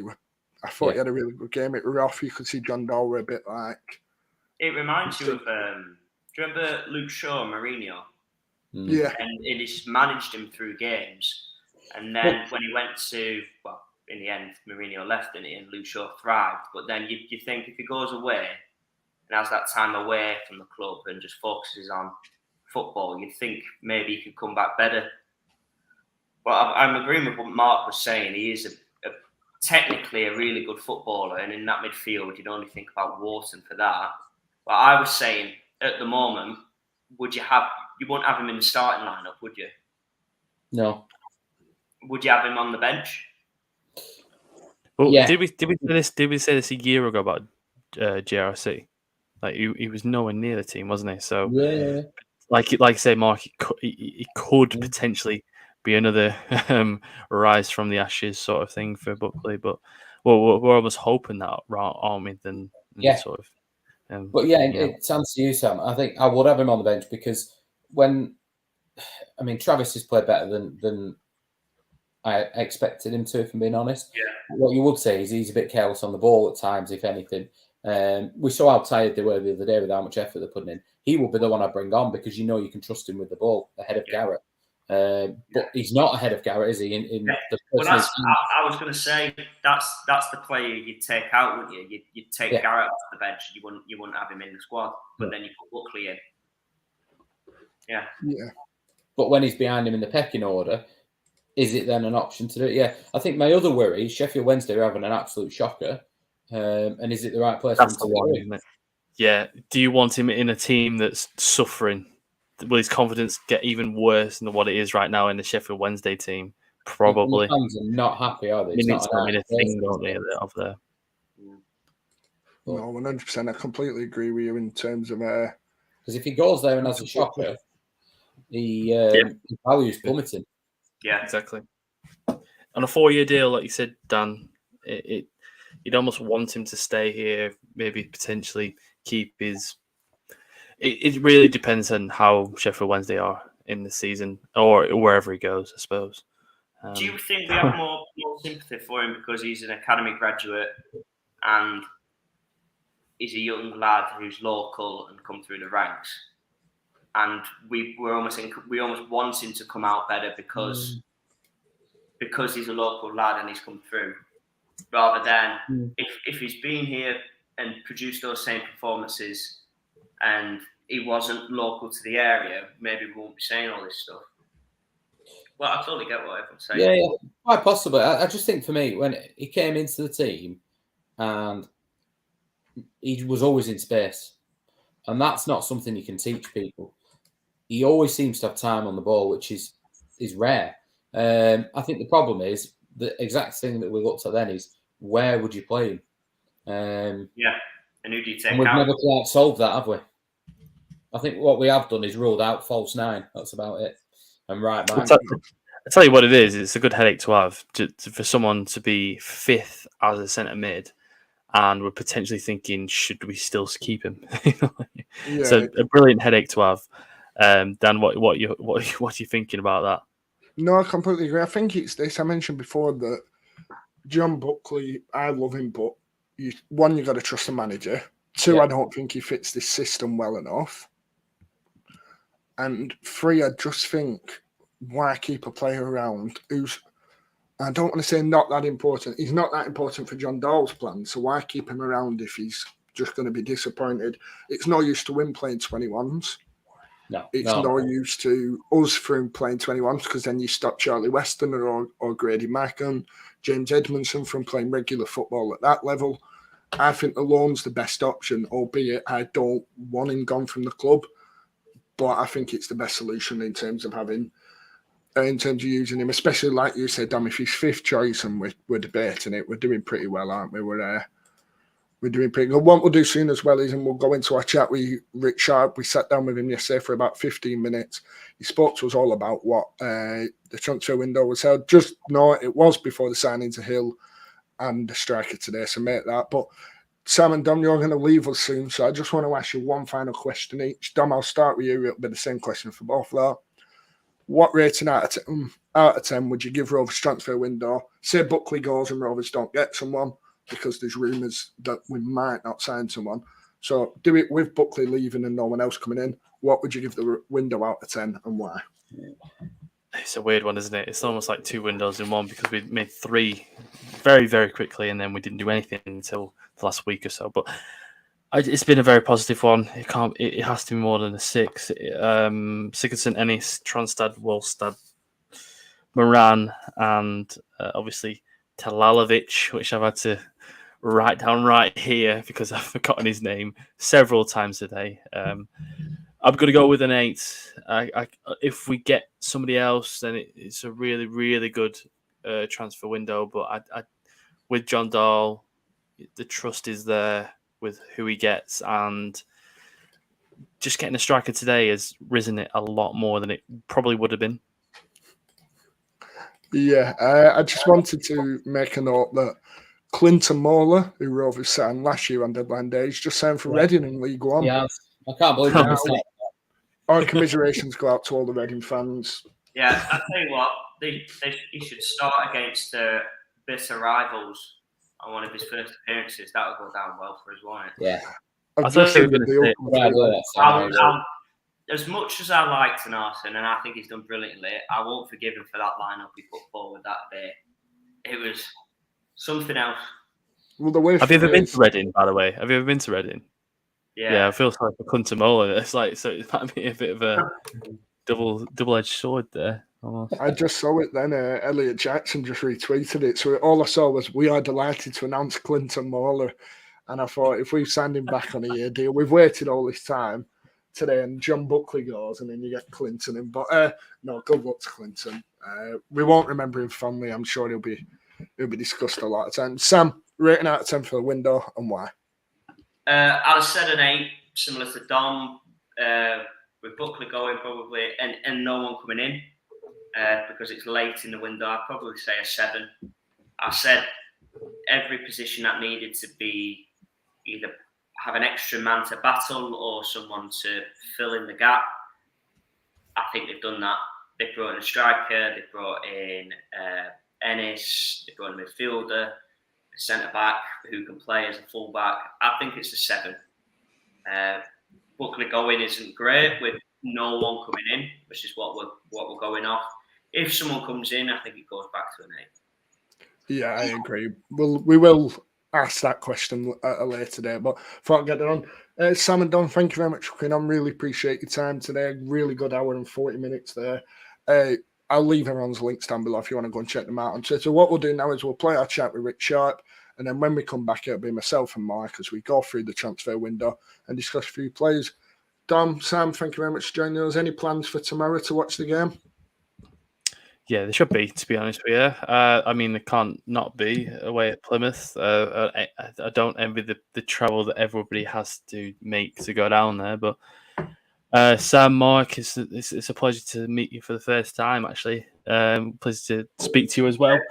Dan, as always, thank you very much as well, as always. And I will probably be in the comments as I travel down to Wolverhampton just after this. So, cheers, Dom. Sam, thank you very much as well. No problem. No, thank you for having me. I will be watching the game. I've got to argue the position with my fiance. It's the 30th this weekend, so I will be slipping away at 3 o'clock till 5:30, but I will be back for the drinks later on. Hopefully with 3 points in the bag. Hopefully another signing. Don't worry, Sam. She's a fiance now. You've got it locked in. You're fine. Yeah, I can sneak away with an iPad and just find the pub time. Sorry, love. Rovers are first. Here we go. You've got to set the stall out to start with, haven't you? That's it. Like, start as you mean to go on, isn't it? Well, I've just had a Twitter DM from a Reading fan saying thoughts on Clinton Moller. So whilst we go and play this Rich Sharpe video, I'll go and express everything to him. No, thank you, Dom and Sam. Thank you to everyone so far for tuning in. Stay tuned. We're through to half 11. We'll have everything covered. Sounds like we might get a bit of business as well later on, which I think the last time that happened, we signed Raheem Harper, Sam Hart and Paul Downing. So we'll see what happens. Get all your comments in. Keep your questions coming. We'll play this pre-recording with Rich, and then we'll come back into the show.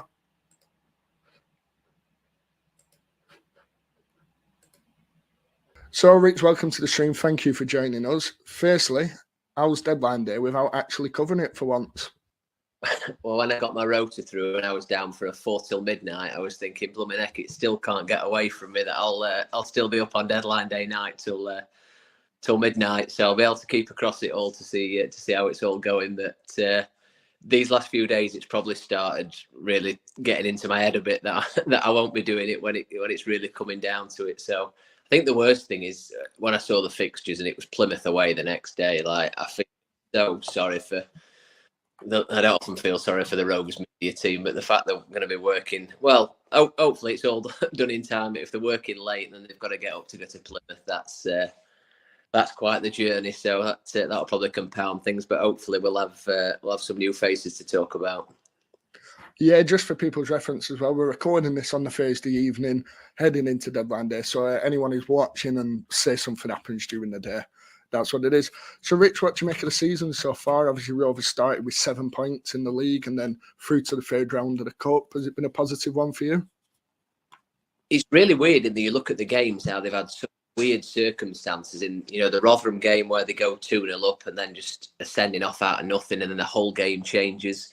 The Hull game again similar, where you've had 10 men for so long, and then Watford. It was quite strange because I went to the Walsall game, and having watched West Brom, it looked like the identity is so clear in this side. There was 10 or 11 changes, and every single person was doing the same job as that person who'd done it at the weekend. Watford was the first one for a while where I thought it really has gone quite different here. The approach that they've done it, they've set up differently, and he referenced that himself. So I've said for a long time that I think this manager is seriously going places, and I think he deserves great credit for the start of the season, because I was looking earlier. There can't be any team in the division surely that's had players, new signings contribute so little in terms of minutes. I think it's 133 minutes. One Tronstad start on the opening day. He's not been seen since. You've had a couple of subs from Ennis and then Moran at the weekend. So pretty much the same basis of the players that finished the season minus those who've departed. So I think really positive start. If you look the results they had against the same fixtures that they've had so far, I think they're a couple of points better off. So all in all, I think it's a positive start. I think there's still things to improve on, but that's nothing that we didn't know going into it. So I certainly don't think we've had any drastic answers or solutions to the issues that we thought might be there. But I think the way that the squad, the team is performing is credit to all of them. Yeah, that Watford one especially. I enjoyed seeing Rovers set up differently, because I think a criticism I had of John Dahl, at least at the start of last year, was it felt like it was one way or nothing. And suddenly I thought that performance was very, very, very good. I know people were moaning about it on social media that Watford battered us, etc. Who cares? 3 points on the board. Now, obviously, transfer is one thing we want to discuss on this show. Now, we won't go into who might come in and who might not. James Hill, at the time of recording, at least looks like coming in. Was it always Rovers' plan to kind of go and get that fullback, get that extra addition, especially after Teo left and with the recent departure of Ashley Phillips and the injury to Sam Barnes?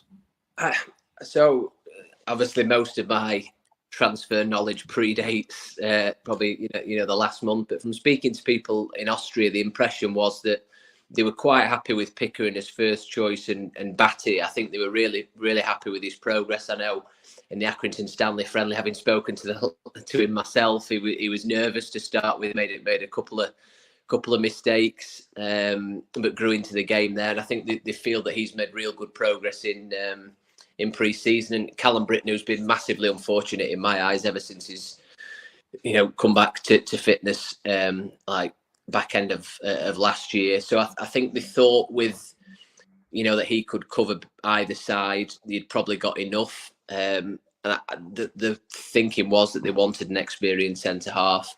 Danny Bath was the clear one who I was when I left the job, I was pretty sure that he'd become a Rovers player. Sunderland weren't offering him a contract. He was available on a free transfer. I think the thing that Rovers were trying to stress, particularly Greg and JDT, to the owners, was that how important that signing was to have somebody of championship experience. And you look at his games, he's averaged 32 games, I think, across the last 4 seasons. So while, you might think, they've let Ayala go as an experienced centre-half on a fair bit of money, I don't think you can really compare in terms of, the game time that they've had in recent seasons. Moran, I think, is an excellent signing. Everybody I've spoken to about him says what a talent he is. The right wing, I always thought was touch and go. It was explained to me that if they think Mark Andy's got a chance of being in and around it, then they'd probably, not look for a right winger. And maybe you're thinking now with funds tight and it being close to the deadline, could Moran now be a 2-in-1 signing? But I still think the window was always going to get defined by who they sign up front. I think they've given themselves a chance to assess the market. They've obviously thought any money that they would spend would always be on that centre forward. That's where they wanted to prioritise any cash that they've got in. Obviously, since then, we've had the well-documented stuff about the ownership and funds being made available, and it's getting pretty tight, and everybody's looking for one. And you only have to look how much players are going for in that position that everybody's scrambling around for. And it's never really something that Rovers have struggled for in recent seasons. So I think for a lot of people, the success of the window will be dictated by whoever that person is that comes in, if they can get one over the line. Yeah, definitely. I think that's been, for me, the difference between my pre-season prediction and now. I think it'll go up a lot. I think expectations will go up as well on everything if a striker comes in. Is there any idea of the kind of striker Rovers wanted? I know, like you mentioned, your transfer insight kind of comes back to when you're in the job, but is there any certain striker that Rovers want? Was there like a profile defined? How it was explained in January is that JDT wanted somebody who could run in behind. And I still think since Cadra, they've not had that explosive pace. They've got players who you certainly wouldn't say are slouches, Mark Andy and Dolan can get going. Gallagher in particular, over a long distance. But I think it's just that, off the line speed, I don't think they've had. But the way they're playing, it does like somebody who can link the play as well. And I think you want something different to what you've got as well. So, while you'd never pigeonhole Sam Gallagher as a 6'4" number 9, he probably, could be that if they needed it. So I'd suggest that is what they would want, somebody that can get in behind, because the way that they play, they're going to create opportunities for somebody of that ilk. I know he's been playing centre midfield for Southampton, but I just think if you gave JDT Adam Armstrong what he could do, just does 15 million and they can get somebody sorted. But yeah, that's the kind of profile I think that JDT has wanted, and I'd imagine would still be the case. Yeah, so we're recording this the day after the Harrogate game, and I wanted to mention the young lads. Now, I know yourself's been a big fan of Harry Leonard over the years. How delighted have you been to see him kind of come in and, make a claim? And that goal against West Brom, I thought, was pure Harry Leonard. And the fact he come off disappointed with 1 instead of 3, I think summed him up to a T. I'd had a few beers on. I mean, I know it was early kickoff, but I was at a charity event on Sunday and watching the game. And when he did that touch to put Smodics through, I think that's been such an underrated. If that had been a goal, I'd have, what a touch. And again, has it come, too soon? JDT would say so.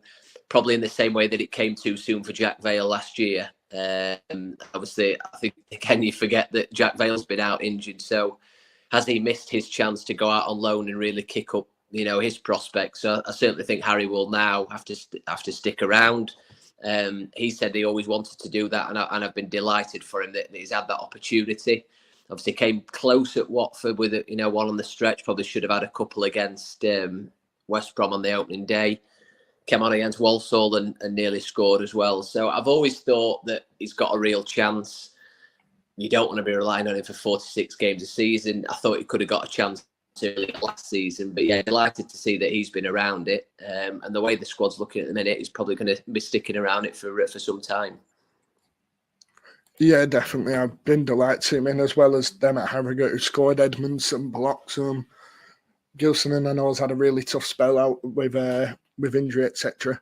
How key does John Doe feel the academy is actually to the club? Is it a case of we use them because we don't have money, or is it a case of also we are spending this money on the academy, so let's feed them in? Because there's obviously that balance, isn't there? If we go and get a 5 million striker, Leonard pushes down. So what's the idea with the club? Is it a mix of bringing players in, develop their own as well?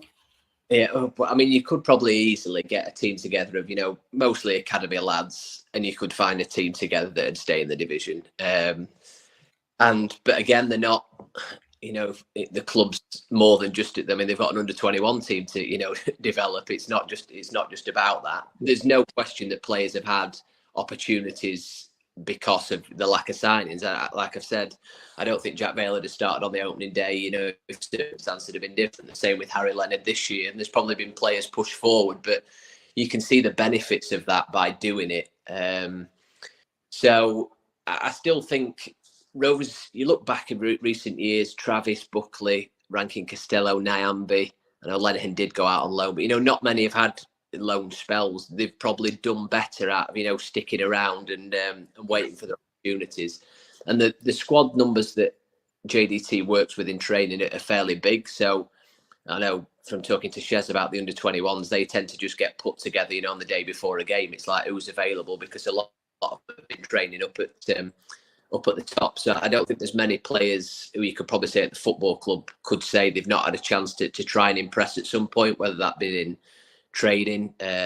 Obviously, Rory Finner is a 15-year-old who's played in one of the internal games. You saw Tom Aitchison, Max Davis, players who, even to me, were like quite stranger names coming into this summer. So, and I think JDT's just got a real enthusiasm for it. And I think that's been shown with the opportunities they've been given. But the squad needs more experience, no matter who you are. Like, even the academy would say that, they'd benefit from having some senior lads around them. And I certainly don't think going into a season with Ryan Hedges at 28 as the most experienced, oldest player.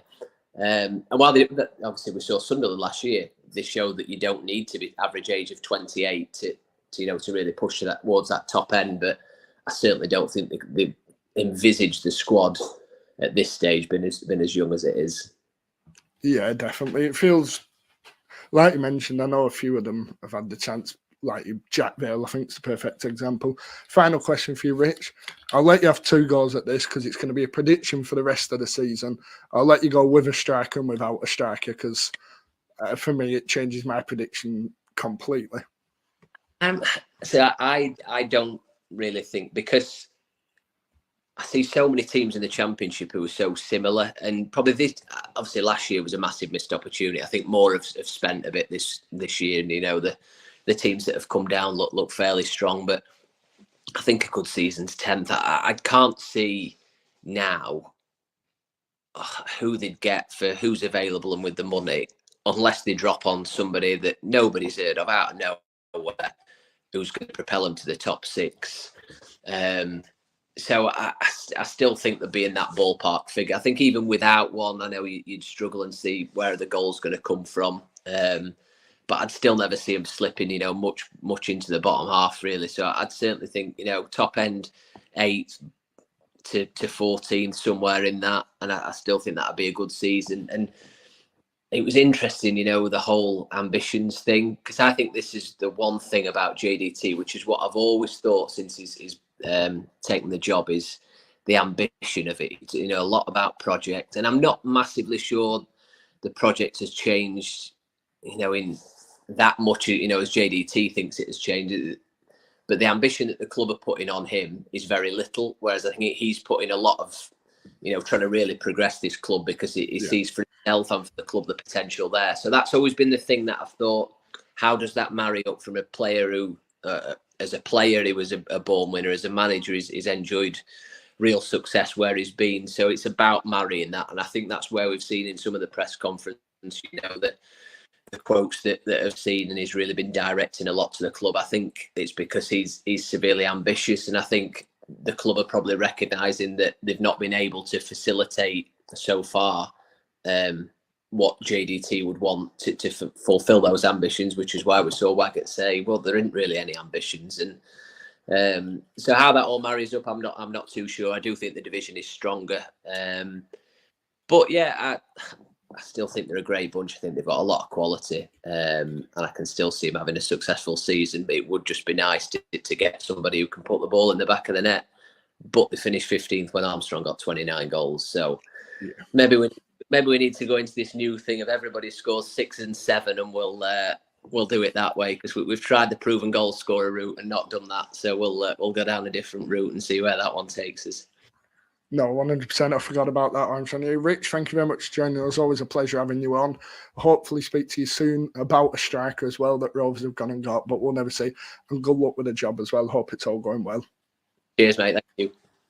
Cheers, Rich. Thanks for joining us.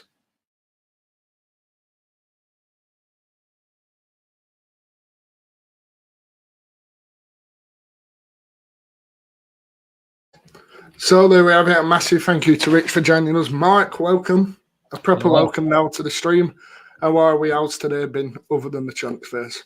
Oh, it's been all right. It's been all right. It's been, weather's been all right. We signed a striker. It was all going well. And then we found out John Buckley's leaving and we're not replacing him. So, well, as of now, what have we got? An hour and a half? It's not as good as it was. That's it. We're looking at it now, aren't we? Thinking, oh, I even missed the 2-hour countdown on the thing. But no, it is at the position where we are looking now from people I've spoke to, etc. From what Elliot said on Twitter, he said that there is stuff going on. There is stuff potentially happening. It's just whether it does. I imagine we're going to be sat here till 11 still questioning it. But Mark, I wanted to run through the transfer window. So before you come on, we mentioned the players' minutes that they put in. 71 for Ennis, 59 Transtad, 33 Moran. Both had done at Sigerson, none. Rich Sharpe referred to that. Now, we'll just go through each signing. Well, we'll go through the 3 that have played. Yeah. Or the 4, because Volstead played at Harrogate the other day. We'll go through the 4, discuss how we think they've done. So I'll let you start with Ennis, Mark. What do you make of the addition? Do you think it's been a good coup from Plymouth on a free? Yeah. To be honest, I felt a bit sorry for him in the fact that everyone's almost dismissed him, saying, even Thomason saying, oh, we still need a striker. I don't disagree, but, he scored 14 goals for Plymouth, didn't he? And I think my big worry is the Plymouth fans all said he's always injured, and so far that's proven to be true. But the bits we've seen, he looks promising. We just need to get him on the pitch now. That's it, isn't it? When he's been on, I've been really impressed by him. Just while we're on the topic, by the way, for anyone who's commenting, get your questions in. We can, we'll discuss them all, we'll answer them all. We'll do a bit of a Q&A about 10 o'clock, I think it's best time. Yeah. If you're asking about transfers, like I said last time, we're not in the know. We're not going to join the Twitter out this summer, but if anyone does want to ask any questions, we'll try and answer them in the best way, whether it's thoughts on the club, thoughts on tomorrow, thoughts on anything Rovers related, really, we'll put them in. So Ennis, you mentioned, obviously struggled to get through injury. And the one who's not been injured, actually, but has just not really had the game time, Sondre Tronstad. Now, what do you think that's down to, Mark? Do you think it's down to just a matter of fact that Travis and Wharton have performed so well? Do you think he's not maybe give John Doe what he wants yet? Why has Tronstad not played? Because for me, he was the one that I thought, Lewis Travis is in trouble. Yeah. I thought the same. It sounded the way they were describing him that he was going to be that combative midfielder, similar to Travis, but better on the ball. To be honest, I think after the opening day, he looked a million miles off the pace. They were just running off him. And that was my concern after seeing him at Fleetwood.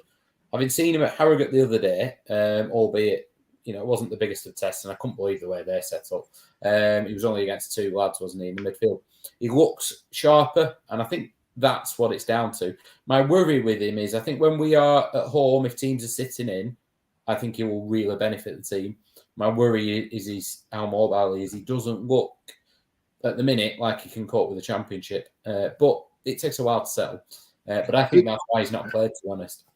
It does. Ollie James, just for this, you might not be able to see it. If you're watching on YouTube on your phone, you can kind of zoom in and zoom out of the stream.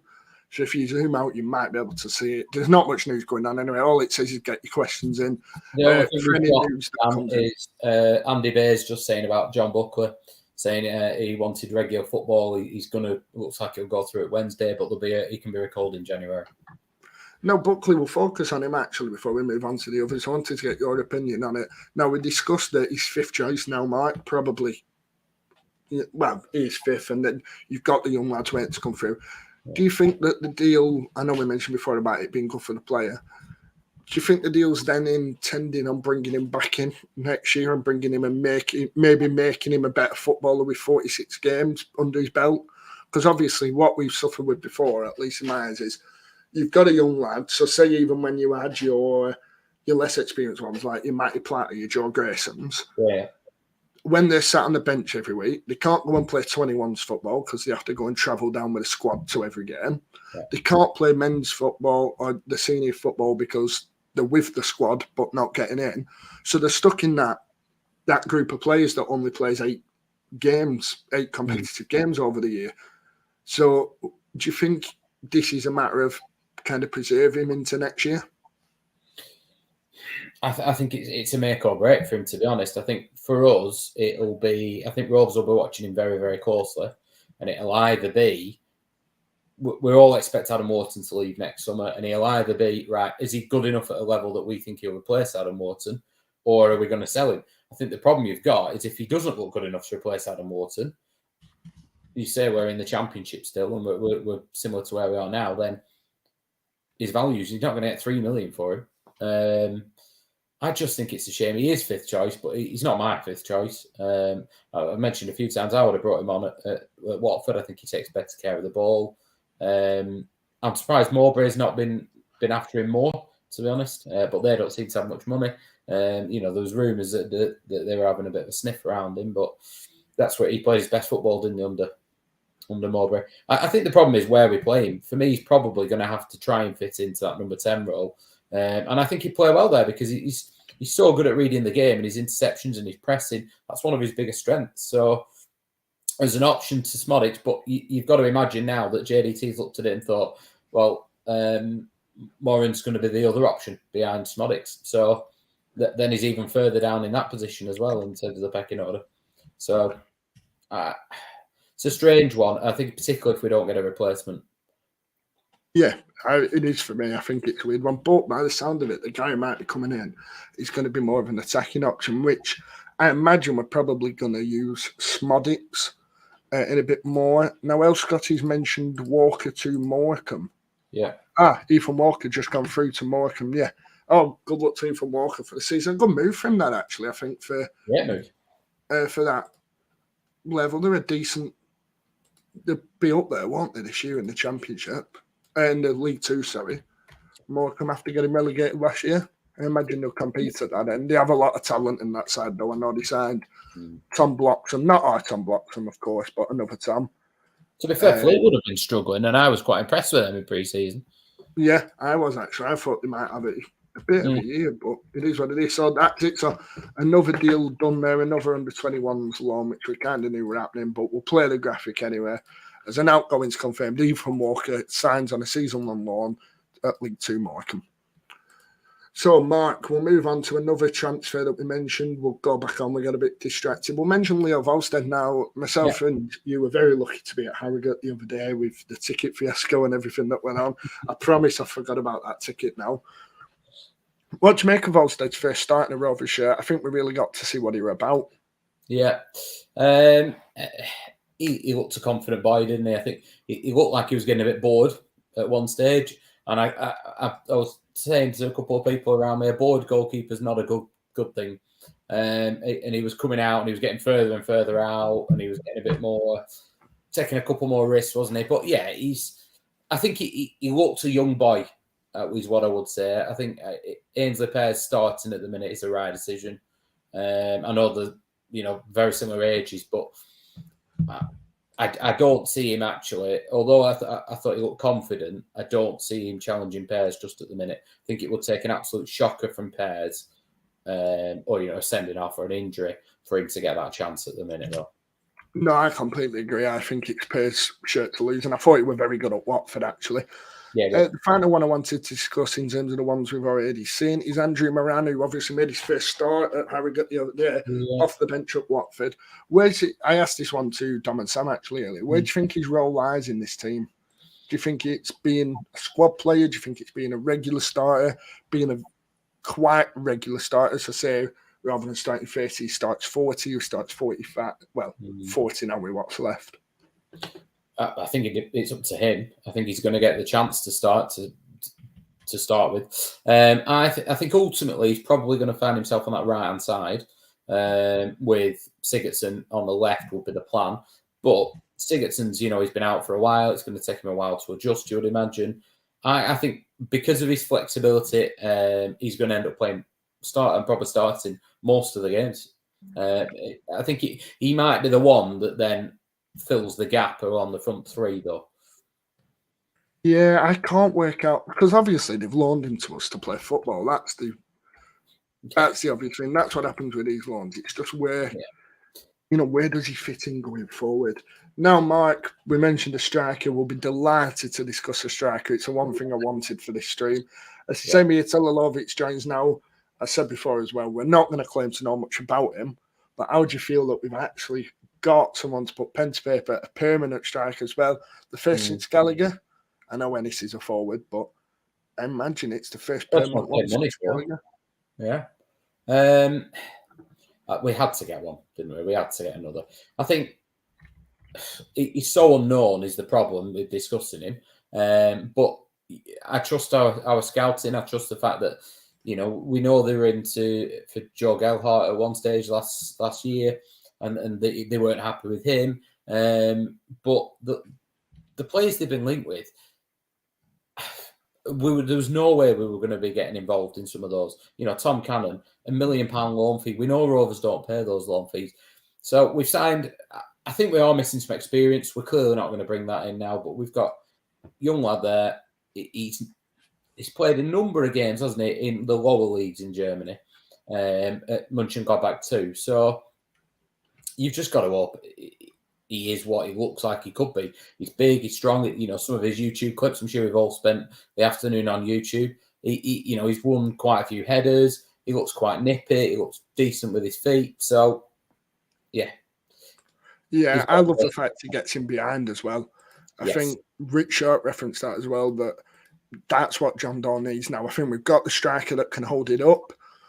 We've got the striker that can maybe get on the ball that's cut back into the box. I think that's Harry Leonard's best ability, being in that position.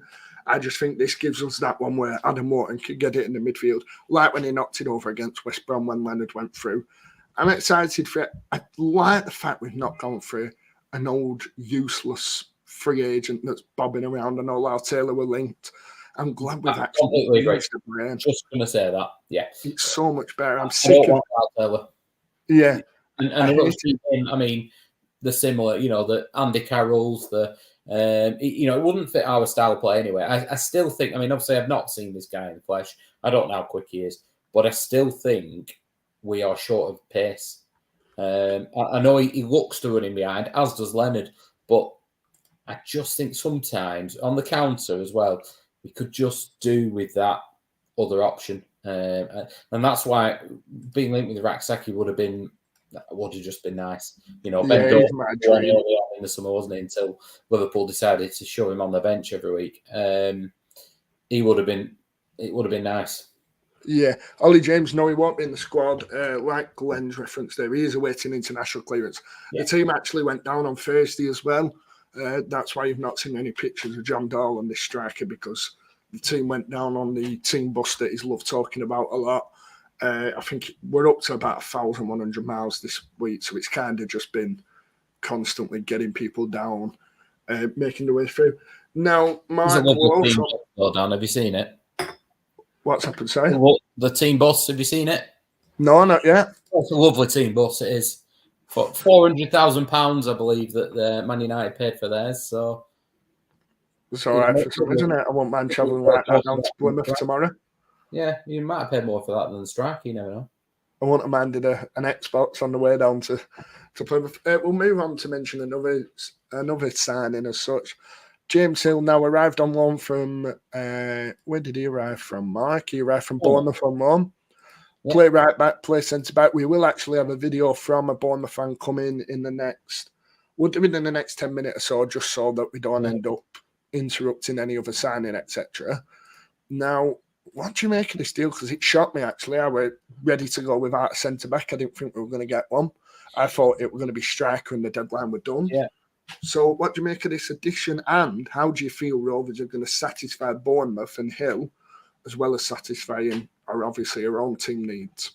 That's my concern. I think the fact he can play right back could be an option. I know apparently I've read the Lancashire Telegraph article where they were saying that they weren't overly happy that he played there a lot of the time when he was on loan last year, but I know we need some experience, and I think we still do, but I wasn't overly convinced that Danny Batth was the right person to be signing. And I know we'd had discussions around. I think Ayala caused us a problem last year. I love Daniel Ayala. He was our best defender, but he couldn't really play out from the back. He was too slow, so we ended up dropping deeper. He then wasn't as good on the ball. And And Danny Bath, everything the Sunderland fans were saying was he's an old-fashioned defender. So you get why you'd want him. When we used to bring Wharton on towards the end of last season, it was really, really successful. You would imagine that that's the role that Danny Bath would have played this year. But I just think he would have caused us another problem because whilst he's clearly a good defender, he can't pass the ball as well, and he's not quick. So you're going to have to drop deeper. You're inviting pressure. So, Hill, in that sense, isn't that. He's a young lad. He's quite athletic. He's good on the ball. He's almost another Hayden Carter because he can play a right back as well. And, that's probably where he's going to end up playing. I think if Rankin Costello gets injured, what it does do is it means that Britain's cover for left back anyway. It means that we have got now another option at right back. So, for example, this weekend, Rankin Costello's injured. If we want to keep Britain at left back, we can do because we've now got a right back. Hill, yeah. I think that's what will happen. Right, Mark, before we get into the quick chat with the Bournemouth fan, a quick 6-minute chat with Morgan from the Back of the Net AFC Bournemouth fan channel, really good chat about what Hill will bring to the club. You've got a really important question in the comments, and that is, what are you drinking? We went through it with Dom before. He was on, I believe he was on a Peroni. Are you on a beer? Are you on anything? I am. It's not the best, to be honest. So I haven't. My birthday back at the end of June, so I'm going to disappoint everyone and tell them I've still got those beers left. So it was in the fridge. It's just a Moretti. I'm sorry. It's better than anything else. But it was the beer of choice from that or milk in the fridge. So I'm not having a drink. We'll save ourselves for tomorrow. But we'll jump into the chat with Morgan from Back of the Net. He gives a quick insight on James Hill, just 6 minutes, all pre-recorded, and then me and Mark will come back in. Come back to the Rovers YouTube channel. We're sitting down for another lowdown show as we look at one of Rovers' new signings. After James Hill arrived on a season-long loan from Bournemouth, we're sitting down to speak to Morgan from the Back of the Net AFC Bournemouth fan channel. Morgan, thank you very much for joining us today. Pleasure. Thank you for having me. So we'll just go straight into it. Look at James Hill. We'll start with your initial reaction to the move. What did you make when you saw that he'd come on loan to Rovers for a year? Yeah, absolutely. I'm quite pleased for James. I think he was lacking. He's probably not going to get so much game time at AFC Bournemouth this season, being back in the Premiership. Having said that, he did come on against West Ham on the opening day of the season and make his Premiership debut. So that was excellent, and he got about 13 or 14 minutes plus maybe a bit of added time. So that was really positive for James. He also made his Championship debut against Buckley last season under Scott Parker back in the Championship. So that was, again, really good for James to get some experience. It was only a minute towards the end or whatever. But again, at the end of the day, you've got to make your debut at some point. It doesn't matter if it's for 20 seconds or a minute or maybe a bit longer. But no, it's really positive, and hopefully he'll get some Championship experience for yourselves and come back to Bournemouth and be a different, more knocking on the door to get a starting position. So it'd be really good for both parties. And it broke about 9:30 last night, didn't it? So it was expected, if I was honest, but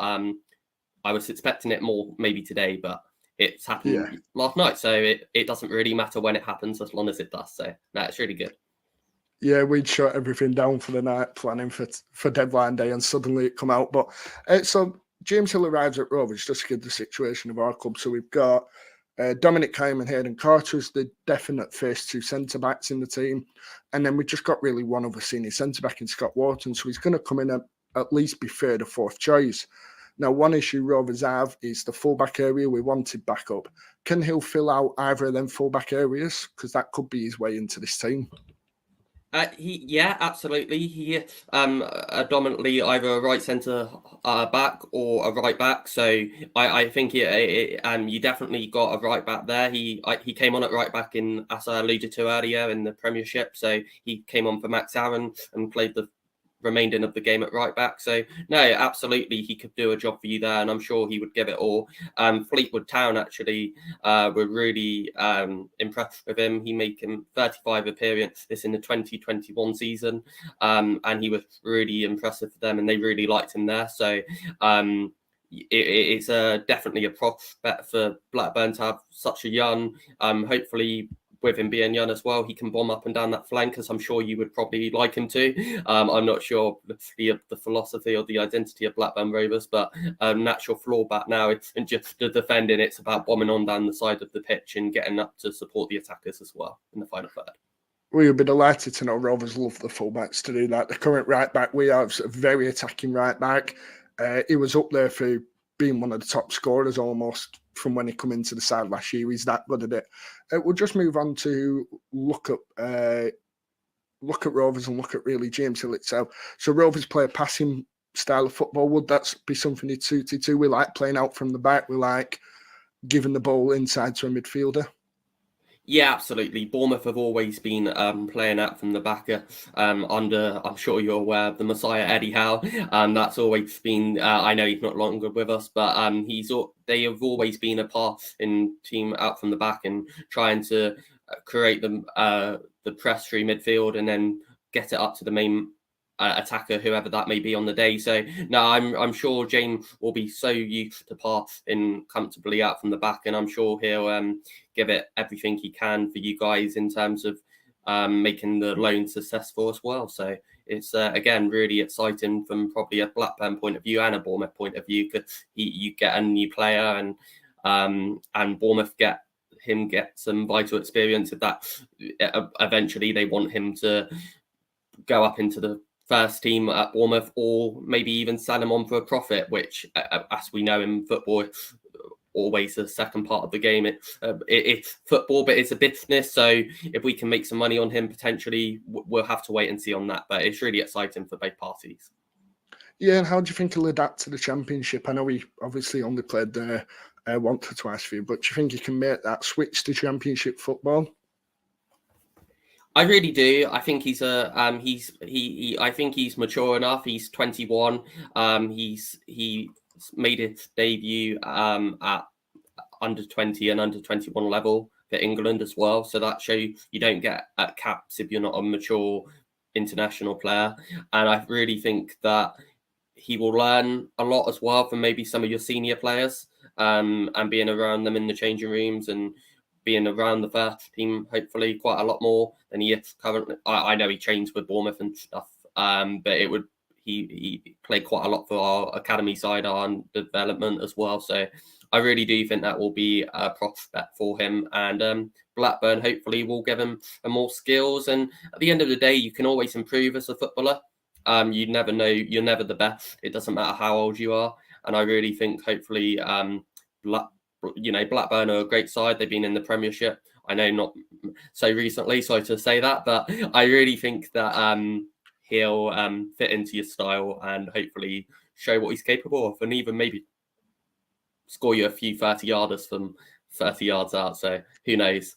We won't mind that. No, Morgan, thank you very much for coming on and giving us a really good insight into James Hill there. I'll leave all the links down below for the Back of the Net channel. Really good channel. I know a lot of people who watch enjoy general football stuff, so go and check that out. But that's where we'll round off. As I said, Morgan, thank you very much for joining us. Really appreciate you taking the time today. Yeah, no worries at all. Thank you very much. Have a good rest of the deadline day. And yeah, thank you. Enjoy the rest of the season as well. Thank you so much. No worries. Thank you very much for joining us, and thanks to everyone for watching. Hit like, hit subscribe, check out Back of the Net as well, and we'll see you soon.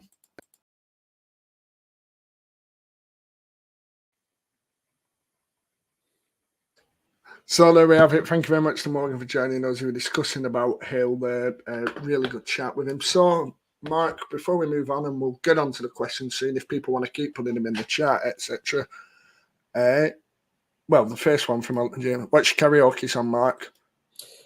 I don't have one. I'm sorry. I'm absolutely appalling at singing. So I'm more of a I'll hold the barbecue position. I'll get the order in. You got crack on. What's yours, Dan? I don't mind. See, I don't go on too much. I don't mind a little bit of respect, but I know someone in murders that song, so it puts me off a bit. Yeah, like that. That's got a fair range in it. Sorry? That's got a fair range in it. A little bit of respect. Don't expect anything. That's after a Rovers win, possibly, but nothing else. You won't find me singing that if we lose tomorrow. If we win, maybe a different story. Oh, well. There we go. There's a live promised. I've just heard it. There's not a life promise. Not tomorrow. If we win the league, Win the league now. win the league this year, I'll do it. If we beat Leicester to it. Like Team Roxanne, is that for you, Dan? Is he putting a request in? Oh, I might be able to do that. It's about 5 words, isn't it? I'm just looking through some transfers going through today. One question we had before, Mark, I wanted to bring up to you. Who do you think's done the best deadline day in the Championship? Now, the best deadline day deal. Do you want me to pull the deals up for you? Yeah, go on. Oh, Lyndon Gooch has just gone to Stoke, by the way. So they're getting rid of a few, Sunderland.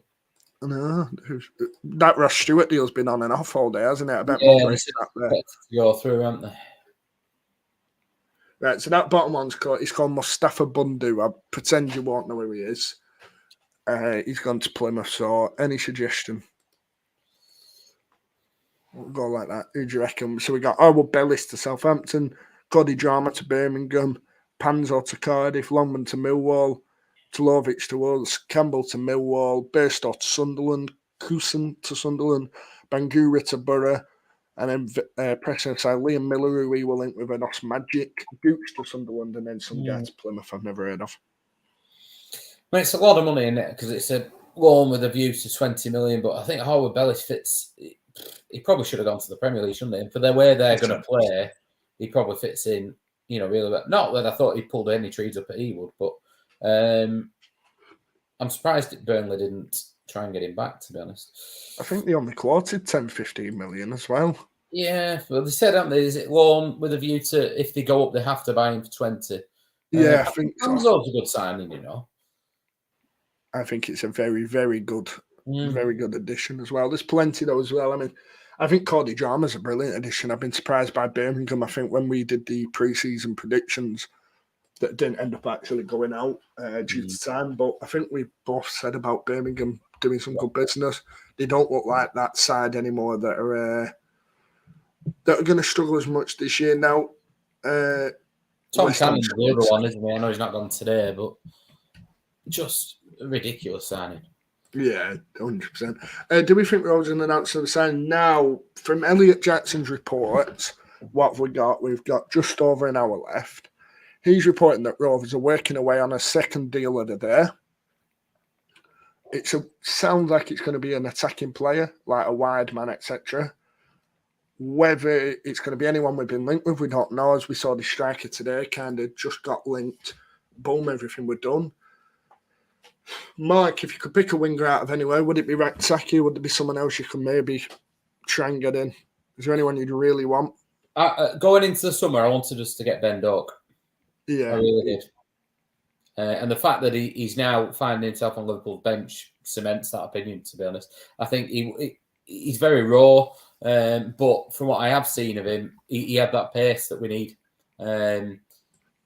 So, yeah, it would have been him, if I'm being honest. But I've not seen much of Raksaki. Have you seen much of him? No, I do watch the highlights every week, but that's about it. Like, I'll go on, I always make sure I check in on EFL highlights to try and get a bit of an idea about the league. I couldn't profess to know a lot. I know he's a pacey winger, obviously highly rated because he's constantly mentioned there.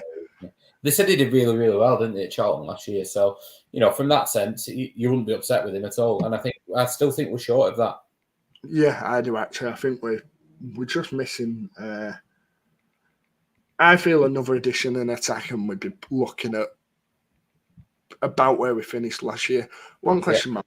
Well, actually, I'll save it for the Q&A for you. About that, you can think of it. What would be your dream XI if everyone was fit? But I'll ask you that later. So keep comments coming, keep the questions coming, etc. We'll keep doing what we're doing. We've got another hour and a half really to go with the stream. Hopefully, Rovers have someone, but you never know with us. Keep them questions coming. I'll keep putting them in. The list will keep popping a star. One I wanted to mention that we mentioned before, Mark, was Rovers' transfer window compared to JDT's expectations. I think you and Mike have probably discussed it the most on the channel about his comments, etc. Do you think he'll be pleased with this window? Do you think it's turned out to be, let's imagine we get a winger in and Buckley goes, do you think he'll be like, do you know what, good window? I think the problem is we've got too many unknowns and we've not brought any experience in. So he's lost a lot of experience. You know, he loves talking about the players that have gone out that have played minutes, and they have. And we've got, so far, we've got hopes, but we don't know. Volstead, Sigurdsson, Ennis, we've not seen enough of yet. We don't know if he can do it at this level. And there's only really Tronstad that's come in, I suppose that you could say, that's got proven pedigree, and potentially you could argue Ennis did, but the rest are all unknowns, or will take time to settle. So I don't think he'll be that happy with it, you know. I think he wanted experience. Yeah, I think if you put Hill out and put Danny Bath into this, although I maybe feel that Hill's a good addition, I feel that John Dahl would be much happier if we have Bath in that list. If that list is, I mean, what have we made so far? Just to run through it. So you've got 7, a forward player in now, Ennis, strong midfielder in Tronstad, an exciting winger in Sigurdsson. You've replaced Kaminski with a keeper with good sell-on value and potential. You've got a lad from Brighton on loan who's very highly rated. A striker we finally got, maybe a winger, and then you put Danny Bath in there. I think it looks like one of the better windows Rovers could have had. No one at the start could have expected this to come in about the Venky situation, etc. Yeah. So on the balance of it, I think it's been a good window. It's just whether John Dahl thinks it has, because he's the man that matters at the moment. He's the man that, you know, keeps worrying, etc. Like I said, keep the comments coming in as well. Now, this is one thing. We don't want old duffers like Bath. I think he'd have still done a job. Oh, and I think John Dahl wants somebody who takes the pressure off him a little bit and sort of is a leader on the pitch. And you think those games last season, that how many games was it late on where we conceded? More than often not, and that was probably a good year last year. We usually concede more. Yeah, I just think we're missing that a little bit. There's a reason why the best teams have a good mix of it. You know, you look at that season we went up under Souness, and we had Henning Berg and we had Craig Short at centre half. We had Friedel in the nets. You had Gary Flitcroft in that team. You need it a little bit. But, you know, Venky's clearly want people with a sell-on value, don't they? And you can't say that's the wrong thing in many ways. I just think that there's you can look at it both ways, can't you? But we've sold Kaminski. We've just uplifted pairs. We've got rid of Dak. We've kind of used Smodics as his replacement already. Diaz has gone. Sigurdsson's coming in. We've obviously got Ennis up front now. And Moran's come in. I suppose you could probably argue, has he come in as an extra? We've got Tronstad's probably replaced Morton. So, yeah. I think with Buckley going, though, it swings it. I think that tips the balance. Yeah. We need another now. I'm really unsure how to feel about Buckley. I'm in that position of, I know we've gone into it quite a bit in the stream, but it's the right move for him. I think it's completely the right move. And if he wants it, then fair enough. But in a selfish club way, it doesn't feel that way. And unfortunately, the club does come first. But you don't want to. I think it's really risky. If he goes there, and it's not a great place to be at the minute. You know, the fans are not happy. Their owners are, well, they make ours look like saints. You know, they've shipped their manager out and they brought the lad in from Watford they've not won a game, have they yet? They've even got a point. 44,000 they can get there is great until you're losing every week, and then it becomes the opposite. Toxic, doesn't it? So if he goes and has a real stinker there, his value is going to plummet. It's not going to help. It's really not. You know, we're looking at it going, oh, well, he goes there and he has a great time. He plays loads of football. If it goes the other way, it could be not a good thing for the club as well. But yeah, and people are saying here, you know, about they don't mind us having a young squad. I don't, and I think we have to have a young squad because we need them to have sell-on value. I just think Hedges being the oldest player is a joke. Yeah, it is. You can have a young squad. Rovers need a young squad because they need that sell-on value 2 years down the line. We have to produce an Adam Wharton every 2 or 3 years to keep FFP ticking. We've got to have a young squad because I arguably think I love it when everyone loves it when we develop players anyway and get them through. But you can build the player into what you'd want to be a bit more. If you bring in a 28, 29-year-old, they're kind of set in the ways a bit more. It's harder to get him in. It works, but the pressure situation. Someone put it here. Where are we? Someone put pressure. I think even when if they're not on the pitch, we've not even got an Elliot Bennett in the changing rooms or around the training ground just to say, listen, lads, it's fine, put things in perspective. They've been there, they've seen it, they've done it. Hedges is the oldest player. He's not vastly experienced footballing terms. No. You just need sometimes that person who, even just around the training ground. Yeah, now this comment I wanted to flag up.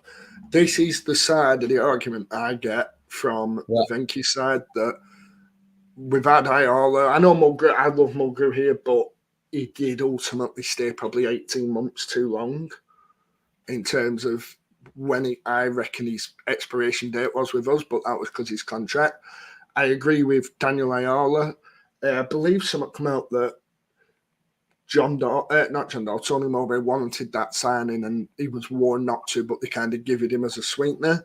Now, for me, I think I don't see any harm with him at least giving one contract. I have to give one to Danny Bath. I think Danny Bath, your difference with him compared to Ayala is Danny Bath's played an average of 40 games over the last 4 years, or 35 or something. Yeah. If you get 35 out of him at whatever wage he's on, because I can't imagine he'd have been on, with Rovers' wage structure, he won't have been on a massive amount of money. Well, Sunderland fans were saying, weren't they? There were lots of pros about him, but the cons were that he's one of their highest earners. He's a bit slow, and he doesn't fit into their passing style of football.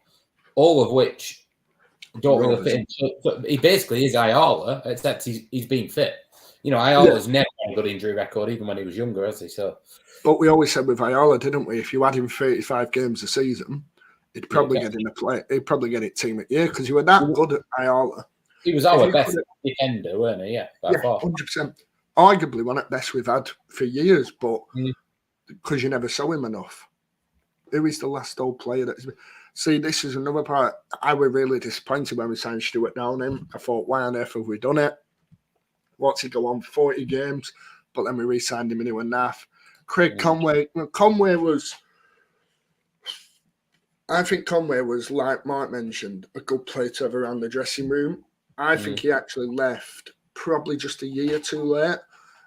But I think given what he gave to the club, etc., and the fact that he was satisfied, like I think with Conway, we offered him a new deal, but we said you're basically barely going to be in the squad and you're going to be on less money. And we do that a lot with the old ones. You know, we offered it. I think Bennett come on and said on the podcast that he understood Rovers' decision. He kind of explained that he kind of said the club said to him, well, you can sign a new deal. We can't afford to pay you a lot because you're not going to be earning that wage in terms of playing. You can happily stay around the club and help the players, but we want to tell you this before you sign the contract and don't play it. I think that's a fair way to play it. Rovers, we're not in a situation we can go throwing a lot of money around. 15 grand's a lot of money for Rovers a week. Some clubs are paying that for the minimum play. I imagine some at Leicester young lads are on pushing what the rest of our squad are on. I know when we were looking at signing Harrison Reed when we had him on loan, and when we signed Gallagher, he took a massive pay cut to sign Gallagher. That's exactly it. The experience-based debate, there'll be points this year when we have these young lads in and it'll pay off and it'll work better than having Bath. And then there'll be times we'll sit there with Danny Bath and say, we could have done with him here, we could have done with him in the squad. Just before we move on, just slightly delayed, but we will get the graphic up.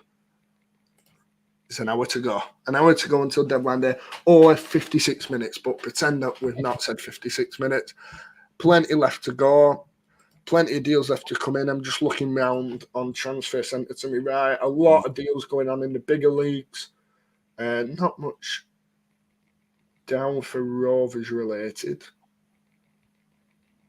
No. No, just Prem moves happening. The usual stuff that dominated. The exact reason I don't watch Sky Sports. Glenn Disney. Bradley False 9 Johnson was that. Yeah. While we're having a chat on Rovers, we might as well have a bit of time discussing former players and that. Yeah. That night with False 9 might possibly be the most terrible first half. It felt worse than the Fulham game almost, that one, because you knew we were lumping it up to someone who didn't want to be there. I mean, he's done it a few times, hasn't he? He's done it a few times mid-game, sort of brought him on and played him there, but really late on when he was almost, and you still thought, why have you done this? But Rovers, I don't know how many people realise this, but when they put the team news out, they put them in order of the positions. So Bradley Johnson's up there, and I'm looking at it going, well, maybe they've not done that today. And then he lines up, and it was funny. I sit in the Blackburn end in N01, and there was a bloke about 3 rows behind, and he just kept having this moment of realisation every 10 seconds or so. And he just didn't go, Bradley Johnson's playing false 9, and he was just doing it over, and everyone's like, oh, God, shut up. But it was one of them, like, what are we actually doing? It was just, I mean, even he put something on Instagram, didn't he, after the game? Yeah, he was laughing about it when after. Yeah. I agree with this. I think you were very, very good for the club. A massive person to have around it. Just that false 9. And one question we mentioned before, Mark, we'll go back to being the current Rovers. What do you think about Dolan at the moment? Not playing too well, no contract signed. Where's his position in this team now? Say we had another winger as well before the deadline. Where's Dolan set going forward? I mean, I really, really thought... I like Tyrese Dolan. He's a great lad. He, he came to us and none of us expected anything. But I remember us sitting there before the beginning of the season and saying, Sigurdsson's not going to be fit. Diaz has gone. This is his chance to nail down probably that left-hand side where, my best memory of him playing there was at Leicester. And he looked everything that Tyrese Dolan's strengths are. He looked quick. He was strong. He was... for his height, he's nipping in. It looks a goal threat. He's just not going. But he looks completely devoid of confidence. He's not even doing the things that he normally does very well. I think that the contract talk's a bit of a funny one because he wasn't a million miles away from signing a deal. They said he's changed agent because he fell out with. I don't think he fell out with it. I thought he agreed. The wording was something around. He didn't agree with the way his agent had handled a couple of things with other players. So fair enough. You look at some of the agents, you look at Nyambi's agent. I mean, if he had the same agent as him, you would be getting rid of him. But he's then brought on, so they've waited, they brought a new agent on board. Maybe it's not actually about money, this. Maybe he's just going, where do I sit in the pecking order? Because let's be honest, as of today, he will probably get some game time tomorrow, but unless he starts putting in a performance, you come after the transfer window, I'd say Moran's ahead of him, Smodics if you put him there, Gallagher probably even on the right. If we bring somebody else in, they'll probably be ahead of him. Sigurdsson's going to be ahead of him. Up front, Leonard and Ennis are all ahead of him. So he's going to struggle. But you can't say he's not had the chance. Well, we spoke to Dolan after the Girona game on the channel, and he said himself, now, I don't want us criticising players to, the difference between a person and a player is completely different, isn't it? Well, so nobody can criticise Tyrese Dolan as a person. No, not at all. So we sat with Dolan, we spoke to him. We had about 5 minutes off camera and then 2 minutes that we did on camera, like the usual post-match. And I started speaking to him about it, and he was saying how he'd love to take that Diaz role this year, become that key player in the side, and how goals and assists are going to define that, because that's what we're looking at this year. We're looking at who can come in and minimise the effect that Diaz's departures had on us. If Sigurdsson came in and scored 8 goals, 5 assists, we'd be like, we've softened it. If you come in and replace it with a winger that's not going to get too many goals or assists, that's when you're then looking at someone else, because we haven't had a striker score them goals last year, did we? We had that wide man, which means everyone's got it. Why is George Hurst trending on Twitter? Anyway, I've just seen it there. So you had that front four now that need to be getting goals, and I can see Smodics getting goals this year. I think Hedges needs to up his numbers, really. Mm-hmm. I just don't know where he sits. And ultimately, we've now got that constant back and forth of if Dolan up before, Markande comes in, Markande doesn't, Sigurdsson doesn't, a new winger, etc. It's really hard to decide. And for you, John, you've just put 3 or 4, disgrace 6 or 7. We're not at Dolan. This is what the point we're making almost, that maybe expectations are higher for Dolan. Yeah. Because of the seasons. And maybe we're being critical about that. Games, wasn't he, as a professional? Yeah. It's a different ball game now. So, you can't, he's not like for like with Markande. He's not, he should look far more experienced than Markande. He should look more established. I think his numbers have always been quite decent, to be fair to him. His goal involvement last year, I thought, were brilliant. And this is what I mean with Dolan. I think maybe, again, we do hold him up to a bit of a higher pedestal, like you mentioned with Markande. I think Markande will get away with having more worse games, but maybe confidence as well. I completely agree. And I think the one thing you'll always find with the Rovers fans is they back Dolan in the grounds. They've especially backed him. I think it's very rare you hear moaning about Dolan, his size, etc. I just feel we should be expecting more from him this year. He's a professional in his 3rd season, are we saying? Yeah, he's played over 100 games, hasn't he, now? He's established. I think the thing with him is you wonder whether he does look a bit short of confidence. Now, the fact he's been given the first shot at taking over from Diaz, you wouldn't think that, but is it a pressure thing? Is he thinking, is he feeling under pressure? Is he feeling that Sigurdsson's going to come and take his place if he's not doing it? Is he struggling with that? I don't know. Maybe he's putting too much on himself. It looks to me like he's bulks up a bit too much as well, though. He has. He's a big lad. When we met him, that's the first thing that champed me. I was like, he looks big. Keep your questions coming in just before we move on for the Q&A. We'll keep starring them, keep them to one side, and then we'll answer them. Here we are. The problem Dolan has is came through. This is the point we're trying to make. So if you're, how old's Dolan now? 21, 22? Possibly. Yeah. If you're a young lad coming through the academy, right, your first year is probably, you try and get on the bench, you try and make an impact off the bench every now and then. Your second year, you try and build into that team and become a bit more of a regular.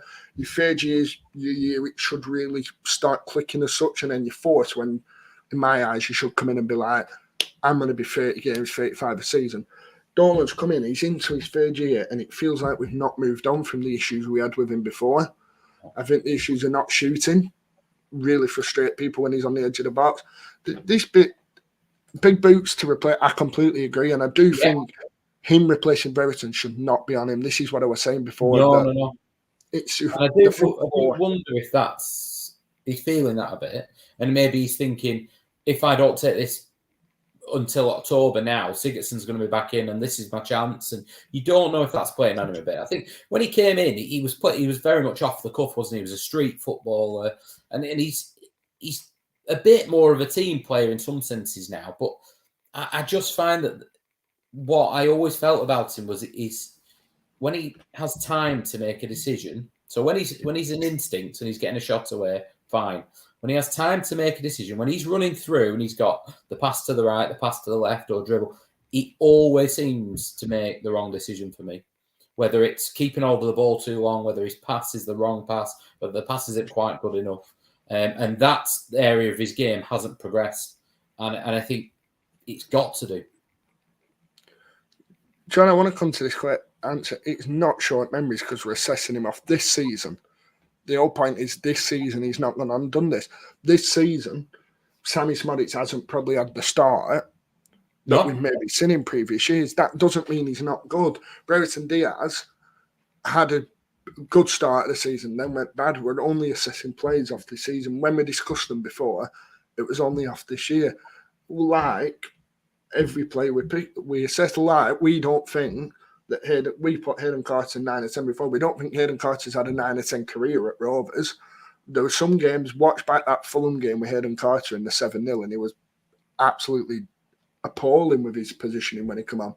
But we're rating him off this year. We're rating him off what they put in, and that's where the discussions come. Yeah, past years don't count anymore as such going to this year. Of course, you can mention that he's done it before, so we know that he can do it. But we've got to remember, we're now focused on this year. We're focused on what he can do for this team when he's got a lot more now. What we're not doing, we're not dismissing what Tyrese Dolan's done, and we're not saying that Tyrese Dolan shouldn't be at Rovers and he's not good enough and get rid of him. You know, it's just talking about this season and why he's not kicked on, I guess, when he's had the chance has been there for him. The thing with him is that, can you coach the things that he needs to learn? Can you coach that final ball? Yeah, possibly. But it's his decision making. I don't know if you can. I think it's analysis work, isn't it? I think that's what's going to take him on. Now, again, we're not claiming to know all this, etc. But I feel what Dolan almost needs to do is get into this position where when he gets that ball, he knows what he's doing. He knows where he's going with everything. It's just what Mark Atherton's saying there is. I agree. It's exactly what I've been saying.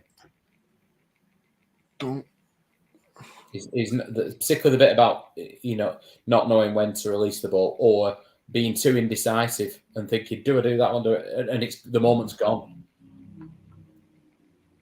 Yeah, it's tough. I think it's. I don't know where we're at the moment. Because we want him to be. We want him to be what he could be, I guess. Elliot Jackson's just tweeting no more incomings for Rovers. Brilliant. Typical. I believe there's another loan to be confirmed as well. I wonder who that could be. But yeah, Rovers done for incomings. Gilson's due to go on loans, isn't he? They said. I think he's staying around now. What I've been told, I think he's seen as being this winger that would have potentially got. I think it'd depend on this winger. Now this. Oh, that's a shame. I can't compare previous players. I think football's changed. Ian Matson doesn't even want to go to Burnley on loan anymore. For a minute. Yeah, with this one, I think football's changed a lot, so it's hard to think. I don't think you see Jeff Kenner doing what Joe Rank-Costello's being asked to do now. I think football changed. No, although I remember Matty Hansen coming to Ewood and he did far too much. And he very similar. He just didn't give the ball when he needed to. He didn't release it quick enough. He was just going down blind alleys. He beat someone, get a good position, could turn back and do it. And Souness was honoured him and honoured him and honoured him. And then once that clicked, he got to 23 goals when we got promoted. Yeah, he smashed it, didn't he? Sam Barnes is mentioned here as well. We'll just go through, just keep questions coming. We'll keep mentioning him. Now, Sam Barnes, I think, has had very, very, very bad luck. I don't think you could get much worse. The bit last year when he was about to come off the bench. Yeah. And then a day later he did his knee or something terribly. And the thigh is a risk, isn't it? When you've had obviously you've hurt your knee, they're connected. So the thigh is apparently a risk, as is your other ACL, as Brad Badat will tell you. Any more players actually on loan? I wouldn't mind seeing Gilson go out on loan. Although I wouldn't mind keeping him around. He's in the category. If we can get a loan deal for Jack Vale, I know he's meant to be back pretty soon. If we could keep him and get him out. But then yeah, I would get him on loan. I just don't want Jack Vale. Right, so Jack Vale divides opinion. Well, he don't divide opinion. A lot of people don't like him. Let's put it that way. I think we're in the situation where Jack Vale needs to go and get a loan deal and just try and get a goal and just try and build on that goal. And if he goes out, has a really good loan spell, Rovers might be able to say, do you know what, let's give him another year. Let's give him on. The one positive we have with Jack Vale is age.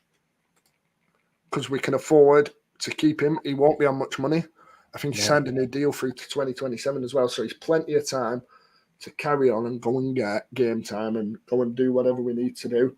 But yeah, if he is back shortly, then I'd get him on loan because I think he's not going to be in and around. Well, it might be in and around. Now we have 9 subs, but he's not really going to be getting a game time, is he?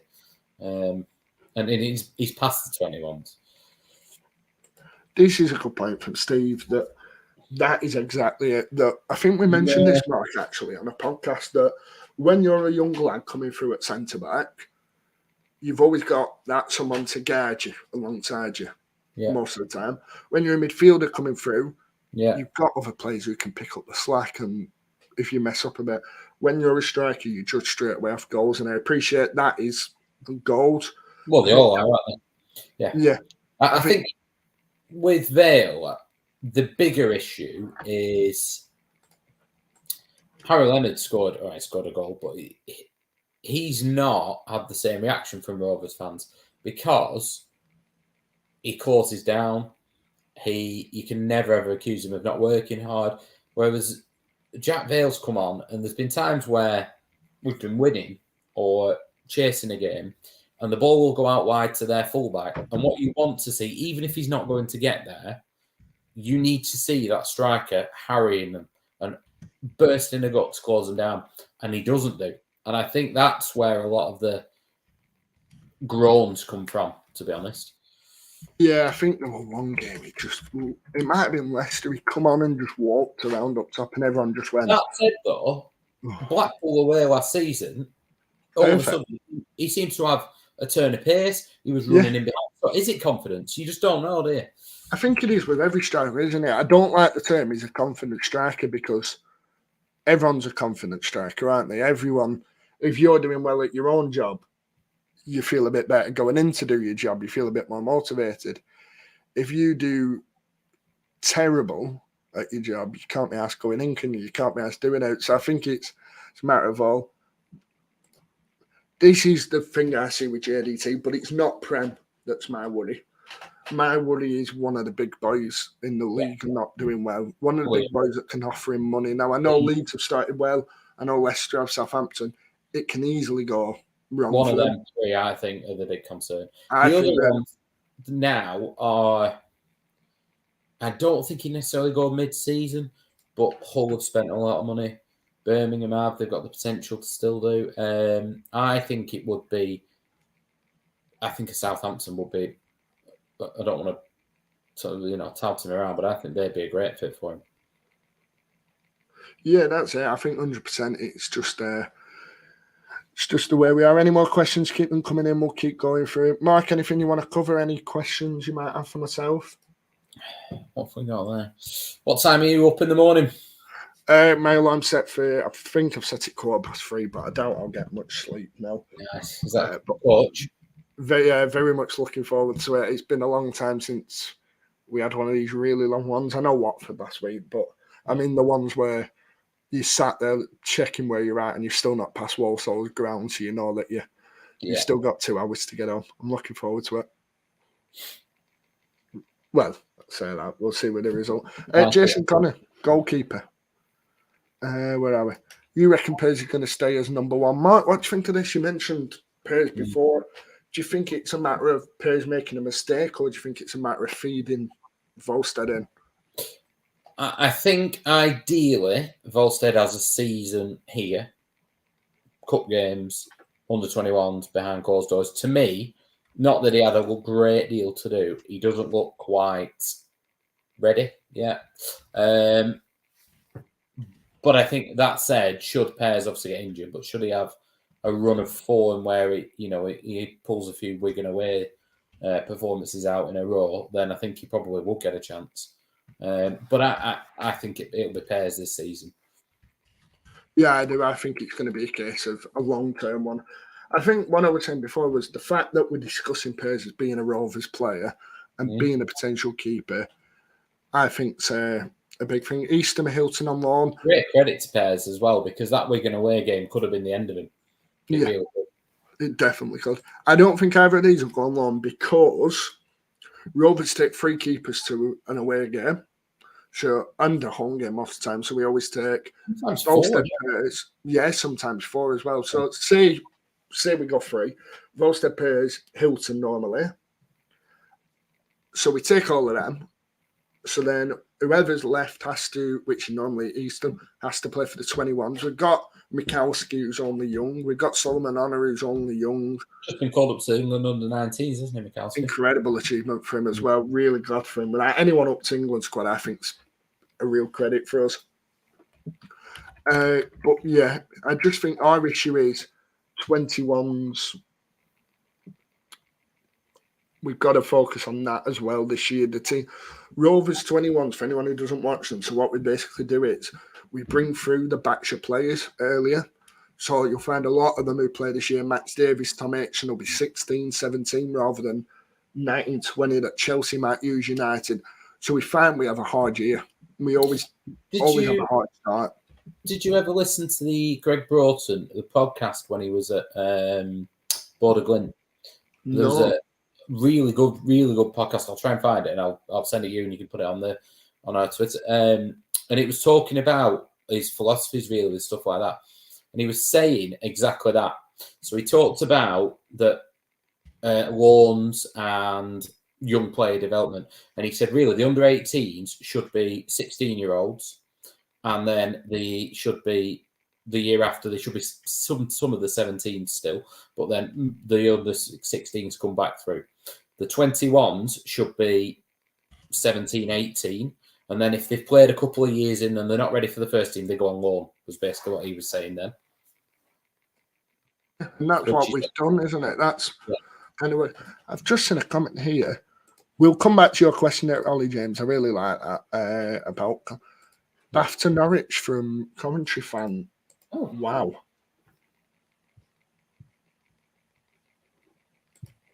I didn't think he'd be going. I'm impressed. I think Norwich have had a much better start than I thought. I was actually a bit concerned for them this year. But he's not gone, but they're working on a late deal for him, yeah. I'll tell you what, Sunderland have had a horrific window. What are they doing? Is Stewart off? They said it's. I don't think it's done yet, but it was still on, yeah. Right, so before we go to Ollie James, Jordan Ellis, I just want to come to your question. Chef Wednesday fan, welcome to the pod. Yeah. How do you think Buckley will do for us? I'll take lead on this one, Mark. I think very good midfielder, very good passer of the ball, really a really good option to have, and I think he'll be a good addition to you. My only worry for him being in the Rovers team is that maybe he doesn't fit the system as much, and that's why we're loaning him out. For me, he's got the quality. He's got everything he needs at this level. He'll be a good addition for you. What do you think of him, Mark? Do you think he's going to do well at Chef Wednesday? I really, really rate John Buckley. I think he uses the ball well. He finds space all the time. He looks extremely laid back, and that sometimes can be misconstrued for not caring, can't it, with footballers? But, so we've got Adam Wharton, who's the same. He definitely needs to improve his shooting because he gets in positions and he just doesn't commit to his shots enough. But it depends how Sheffield Wednesday... I've not seen much of them this season. When I saw them last season, they were a little bit more direct than John Buckley's probably used to. So, and it depends where they're playing. If Steve's still on, it'd be interesting. Or it's Jordan, was it? It'd be interesting where he thinks they'll play him, because he can play in that number 10 role. He's got all the ability to dictate the game, but he just never ever shows any signs of doing that. Club Voyage now. I agree. And actually, there, Club Voyage, how we've gone from Buckley scoring to now Buckley. I argue this deal's been facilitated by him. Yeah, I think he's the one who's pushed on it. I don't think Rovers have wanted one. I think Rovers have said, this is your position in the squad, John. You can either stay and compete and fight, but you might only end up with 10 games, or you can go out on loan. I think he's made the right decision, because I don't think a year sat behind 4 or 5 midfielders is any good for him. Yes, we might have a big injury crisis, but I think going out and playing is the best thing for him. Go out and show us why you should be staying. So I don't think we've loaned him. It's not one where I think Rose sat there this morning and gone, right, who can we get rid? How can we get rid of him? I don't think we've gone and done that. I think we've said, look at this squad. We've got this guy who might go out on loan. John, do you want to go out? It's up to you. ZP, Elliot Jackson has said no to signing a player.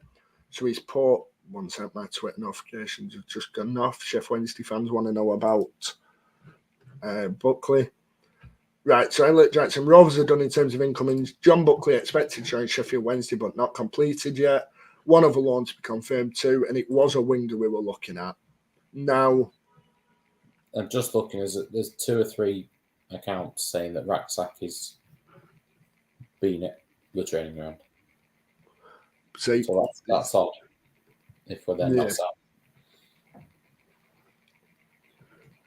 Southampton, Ross Stewart's done. that's a big deal. That could be up there for me, deal of the 8 deadline. million with 2 added on. That now takes the best deal of the window yet. Yeah. And what about Mr. Che Adams staying down there? Yeah, the loan deal was off. Oh, Che Adams, Adam Armstrong, and Ross Stewart. Surely even Russell Martin can't mess that up. Well, you never know. Position question, Ollie, how could we ever forget? I've even started here. Mark, what position has the most and least? For me, most competition midfielders. I think even with Buckley departing, what have we got? 4 definite options there. What have we got elsewhere? Saying that, the wings, Sigurdsson. I'd argue the If wingers. you're talking about depth in terms of numbers, then yeah. Although now you could argue we've got 4 strikers for one position.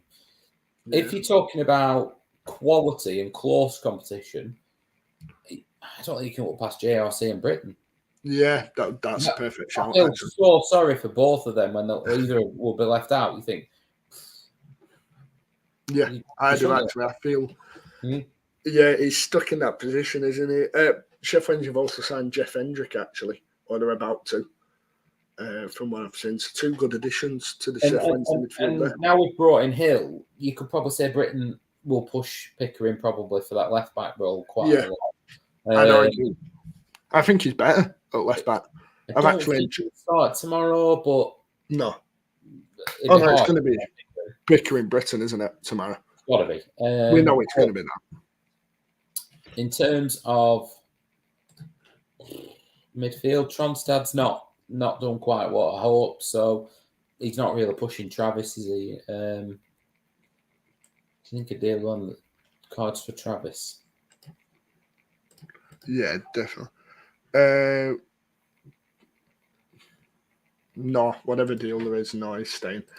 Let's have a look. What have we got left? We have half hour. Oh, we have another graphic. Oh, James, left wing. Oh, yeah. Left midfield, Sigurdsson, Moran, Ennis, and Dole. Yeah, that could be there. I think we're struggling to say about Sigurdsson, aren't we? I know we've picked him in our strongest team. From what we expect from him, 1,000,000%. But you know how football changes. There was one just a bit further up down where he's asked, do we think Sigurdsson will be match fit within 3 games? I do, because he's got 2 weeks of the international break or so. They will play. He's back in full training, is he, this week? So yeah, he'll be up. We'll have a shed load of behind closed doors games played. So then, if you're talking about 3 competitive games, he should be match fit then, yeah. And their season overlapped a bit, didn't it, over the summer? So it's not like he had the full summer off either. Yeah, they play a summer season. They play March till October. This is what someone referenced this to me, but yeah, that's what they did. They played then, so it was pretty much simple as finger. James, no, I don't see anyone else coming in now. Travis, what's better for Bloxham, stay around or go out? For me, it's stay around because he'll play in the 21s, won't he? Yeah, and I think he'll be quite a regular. Junior and Sangu will probably be up there, who I really love. I think he's really good. Sigurdsson, no, not been picked. They've kept him out. I just think sticking around this 21s, getting regular games, and he'll be with the squad sometimes with injuries, but I don't think it'll be too much where it'll affect him like we referenced before. Now, the academy's tough, really tough to go through because for me, you look at these loans, Rovers struggle with making loans out for the academy a lot. I think that's been a big issue. How many have we done right, Mark, over the years? Carter, Lenny and Scott Wharton. I think the problem is why you're loaning them. So, I know obviously the easy thing to say is, well, we're loaning them for games. However, we've got such a, not a unique style, but such a set way of playing. Premier League clubs have a similar way of playing, but obviously we're not going to loan up. How many teams in League One and League Two play the way we do? So it depends what the purpose of the loan is. Like Jack Vale, I think, needs to go and score some goals. Fine. Yeah. Buckley needs to go and play some games. I get that. So he goes to a championship team. But if you were loaning Gilson, how many teams are going to play 4-2-3-1 or 4-3-3 on that left-hand side? That will be the issue. I mean, Georgie Gens, that's a great loan if he plays. I mean, they're currently second in the SPL. Yeah, we're very, very, very shocked by Georgie Gent going up there. Now, Georgie Gent, for anyone who hasn't seen him, very attacking fullback. I think he works his rear end off as such, gets forward. His issue with getting forward is we've got Harry Pickering, we've got Callum Britton as backup. Rovers very highly rate Jake Batty. I know, and I don't want to jinx this as such, but 3 players getting injured at fullback is very unlikely. 3 being absent, we're not probably going to see it. And if it does, we've seen Ryan Hedges at left back before. We've seen even JRC before. So I don't see that as an issue. He needs to go and get that game time because, like Mark said, he's at that stage where Greg Broughton's saying, oh, well, if you're not in the first team, go out on loan. And Ethan Walker's the same. I think after a good scoring spell last year, he needs to now move and get a proper game time. He needs to go out. And if one of these go out and get goals, then maybe we can reassess them next year. But getting thrown in at the championship's not great. It's not the best thing ever. It's it's not good at all. Paul Wilson saying Stuart's failed his medical. Just had a quick look, and Keith Downey, Sky Sports, has said medical done, complete, will be announced imminently. So I think there were false rumours, weren't they, earlier on that he'd failed his medical. Yeah, I think they were. He'd come out somewhere, didn't it? I saw it before, but Mark, a question I asked before, and now we've done with the window. I don't know if I asked you this, but we'll ask again. Scale of 1 to 10. We know what transfers are being done. What do you give the window as overall out of 10?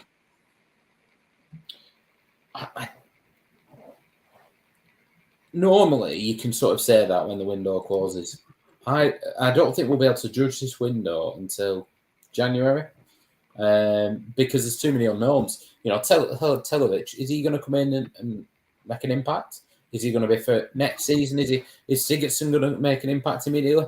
You know, if they do, then fine. But I think what we've done is we've replaced proven with potential. So at the minute, you can only give that a 6 because at the minute there's nothing concrete we can go off.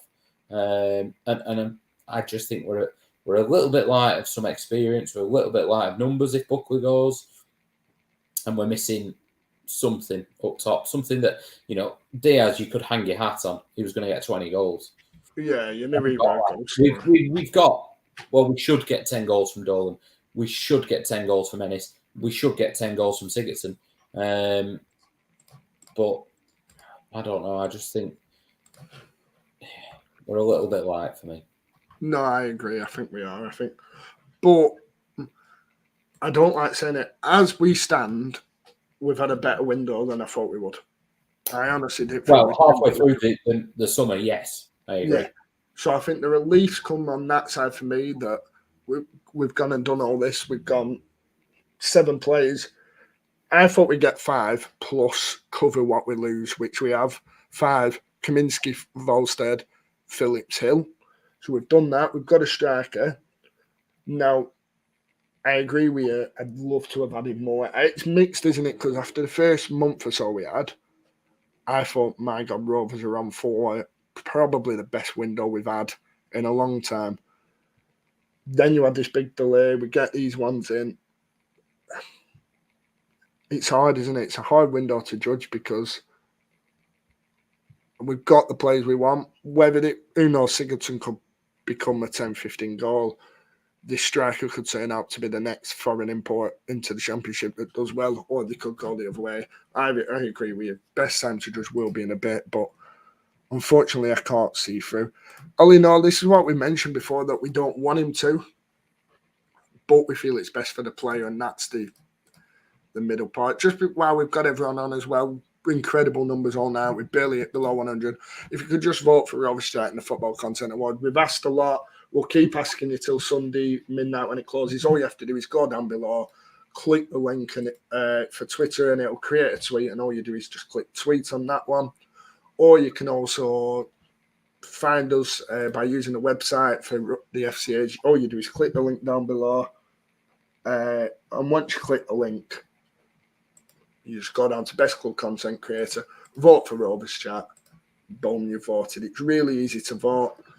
Honestly, it takes 20 seconds, 10 seconds. We'll even let you jump off the stream to vote for a second.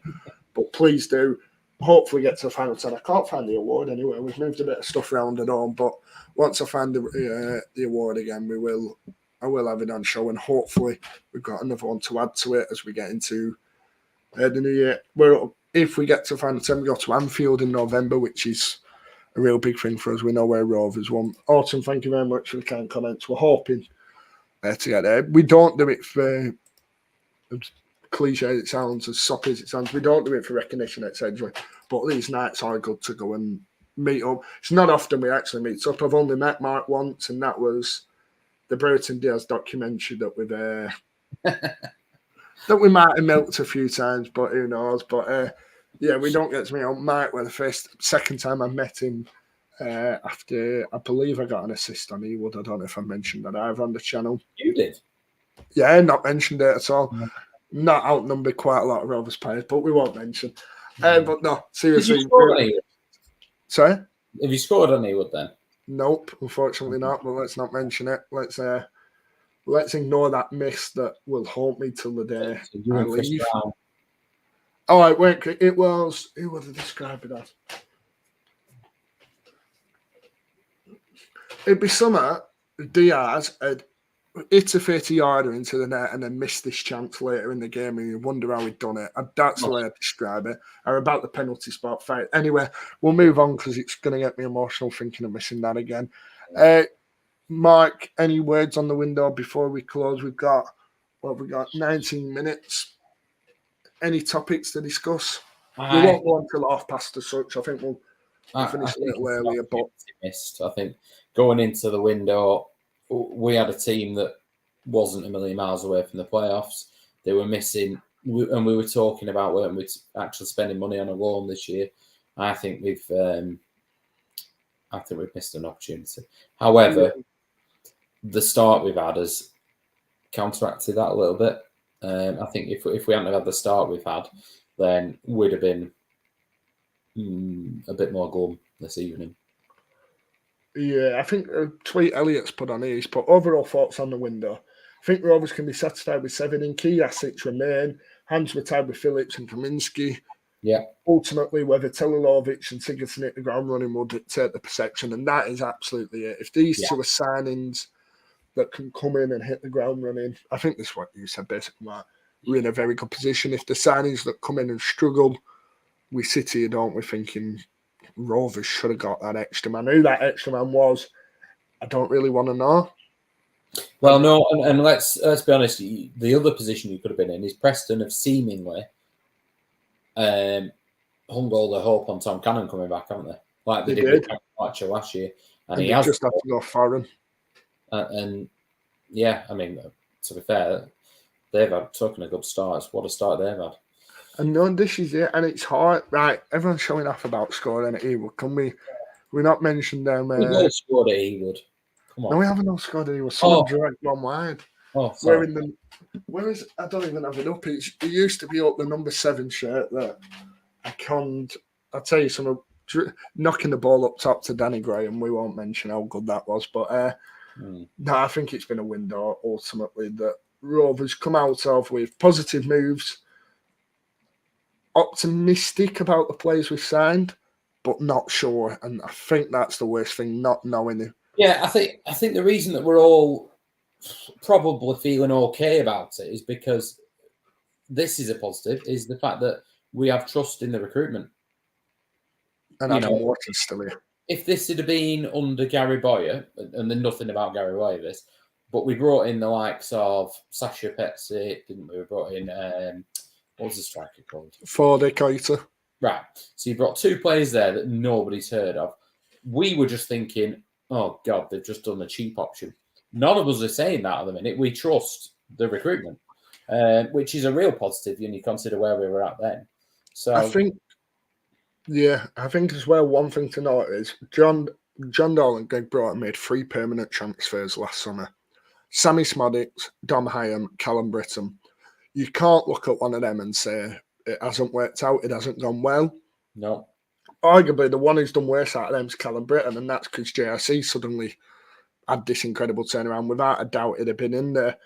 And you've got to trust them now, and you've got to trust Greg Broughton. I think, for me, Greg Broughton's done a good job at Rovers. I know the January debacle will forever live in people's memories. I will just play up a graphic while I carry on talking. I think January will continue. Oh, we don't have a 15 It will, but on that hand, to be fair, I mean, what essentially happened was he's not seen a transfer deadline day. He was in Birmingham, trusting that the processes roll in place. Yeah. Every 10 minutes. All right, well, his fault. The people who were just doing the admin, and when I say admin, I literally mean printing off paperwork and emailing it across. They were in at one place at Ewood. They had the medicals going on in Manchester, and then at the training ground, they had the player going through with the physio and doing any signings. So Greg Broughton has nothing to do at that point. The terms have been agreed. So it's and he's just going, as this were before, yeah, we always do the medicals there. We always have the player doing this, and the admin team are at Ewood, and they've got everything they need there. All right. He's no reason to doubt that that's not going to work. The EFL have scuppered it a little bit, and then things have gone wrong. And what he's done, he's completely owned that, and then he's fixed it and said that's not happening again.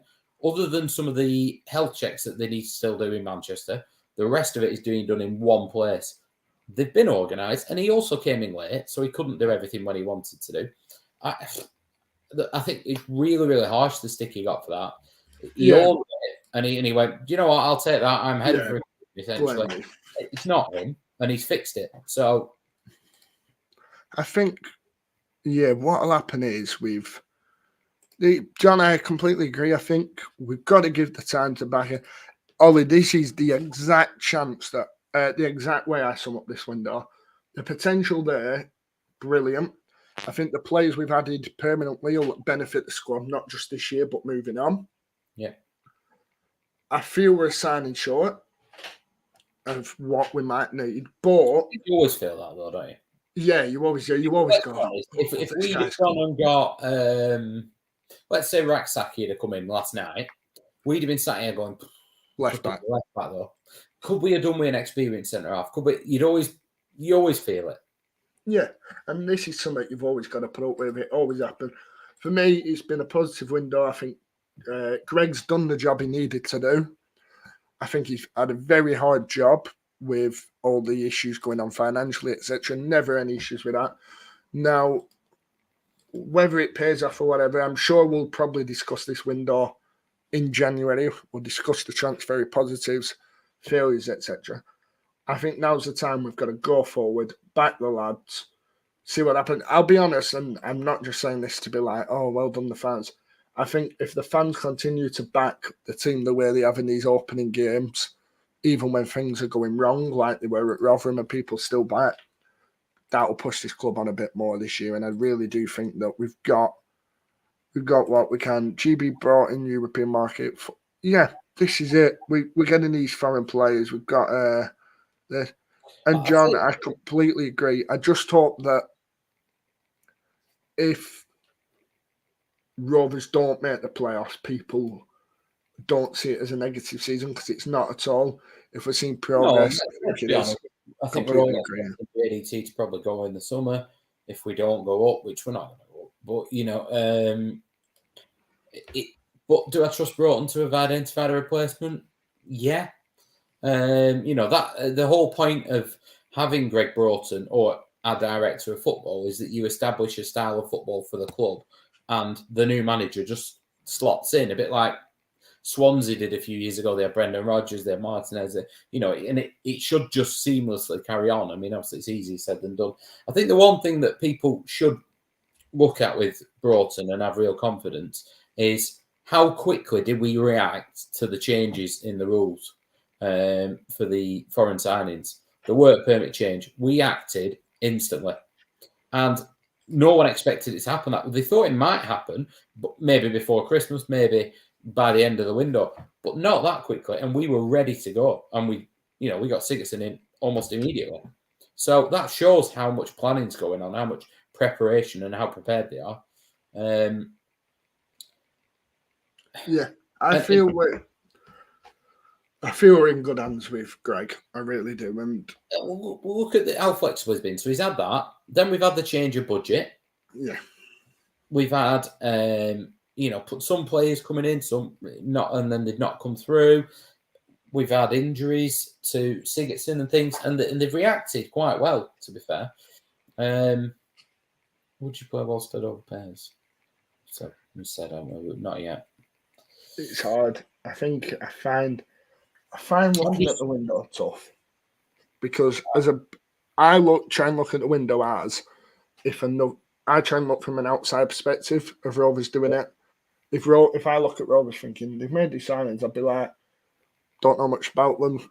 They could come good. We might have found a really good talent. We might all go to shit, but you never know. But I'm just glad we've not gone for them traditional naff midfielders that are 38 and 30. We've been stung before. We don't. And again, Broughton said, didn't he? He said, listen, Rovers last summer, they came in, they had to go for people.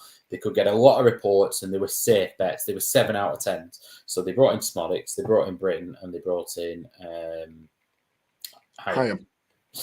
And then they went for loans that they had good reports about. So Morton, Mauler, and Hurst. Now, to be fair, George Hurst at the time, you kind of went, yeah, I can see the logic in that. This summer and moving forward, what he said is, if we are going to punch above our weight, we need to do what all the teams that have punched above the weight and get value, which is not in England. So you look at Brentford and the players they brought through. You look at that along the road last year. How many of their players, by the end of last window, if you remember, everyone was looking at them going, they could have a shocker here. We don't know half of their players. We don't know who they are. Are they going to adapt? They've done nothing in Belgium. They've done this. They've done that. I just not forgetting the fact that this tax issue could get fixed in India, and then we also have a bit of money to play with in January. That's the hope, isn't it? Yeah. Would you play Volstead over Pears? We covered that before, didn't we? We think Pears will stay in. We keep him in until maybe performances tell us otherwise as such. Now, 10 out, 7 in. Now, I can't remember the 10 out on top of my head. I will have a quick look. 2024. Let's have a look. So we've got the 7 that we know. The 10 out. So we've got, I assume he's going Ayala, Brereton, Diaz, Dak, Kaminsky, Phillips. Morton. Are we including loans? Morton. Do we count Mauler's being out, leaving? Christy, just put in there the 10 that we've put out. I just don't want to give you a bad answer, a wrong answer to 2 questions. Put the 10 out that you're mentioning, and then we'll have a quick discussion on them. It'd be good to cover them. Because squad now to then is different. I think one thing we've got to acknowledge is Rovers have just got to have a go at 7.5 there. Yes, 5 of them permanents that we brought in, and they're all young. Yeah, cheers, Chris. Pop them in, and then we'll have a discussion just so it's fair. Get your views in as well once Chris puts this in. If everyone puts the views in, we can have a chat. Yeah, because there's been a few people on there saying, "Oh, we're better now than we were this time." Not say this time at the end of the January window. So you look at Kaminsky, and we've swapped him for Volstead. Well, no, but then again, Kaminsky wasn't starting at the end of last season, was it? Ayala, we've swapped him for Hill. We've talked about that, but Hill's probably going to be fit. Ayala isn't. Tronstad, we've swapped for Morton. Probably a downgrade at the minute. Yeah, but again, you mentioned that permanent addition, aren't you? Now, these signings are two. We're getting 3 years out of Tronstad, not 1 out of Morton. And I think our permanent squad could have gone and got Morton back, couldn't we? Let's be honest. He's gone to Hull, hasn't he? So yeah, I didn't really want him, thankfully. But no. yeah, there's a lot of Rovers window's so hard to see this. I think this is a good comment from John.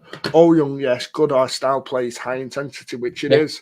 And could you see Stuart Downing do a high intensity? Say with a no. So I completely agree with doing that left back role and coming into the centre of midfield very well. Yeah, I could. Would have had Harvey Elliott back. Yeah, would have Harvey Elliott back. All right, so he's got Diaz, right. So Diaz we've swapped for Sigurdsson. We can't judge that at the minute, but let's be honest, you've swapped Proven for possibly. Gamble.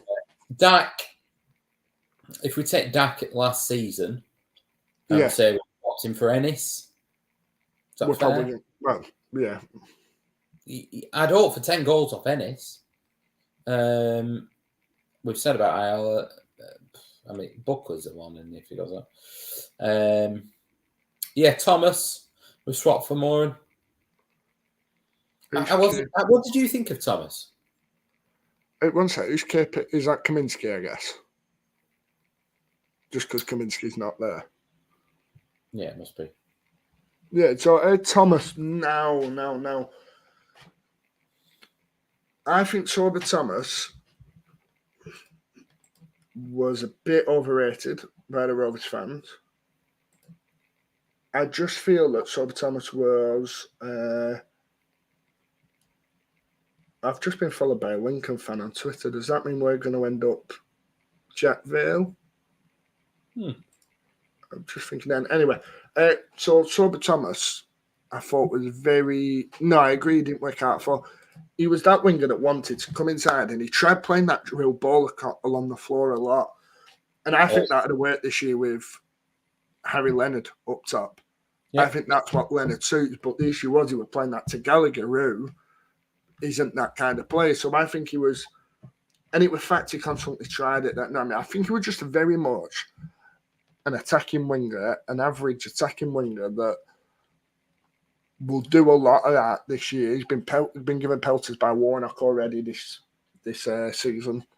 I was disappointed with him, I'll be honest. Yeah. What the glimpses I've seen at Huddersfield, I mean, I remember him ripping us to shreds once. And he was talking about this set piece specialist and things. It wasn't for me. I know I've seen, what have we seen? A game and a half of Moran. I'd rather have him. I think we're just missing that. How do we describe these players? Jack Vale's off to Lincoln. Good. Great move. Yeah, it looks like he's off. Yeah.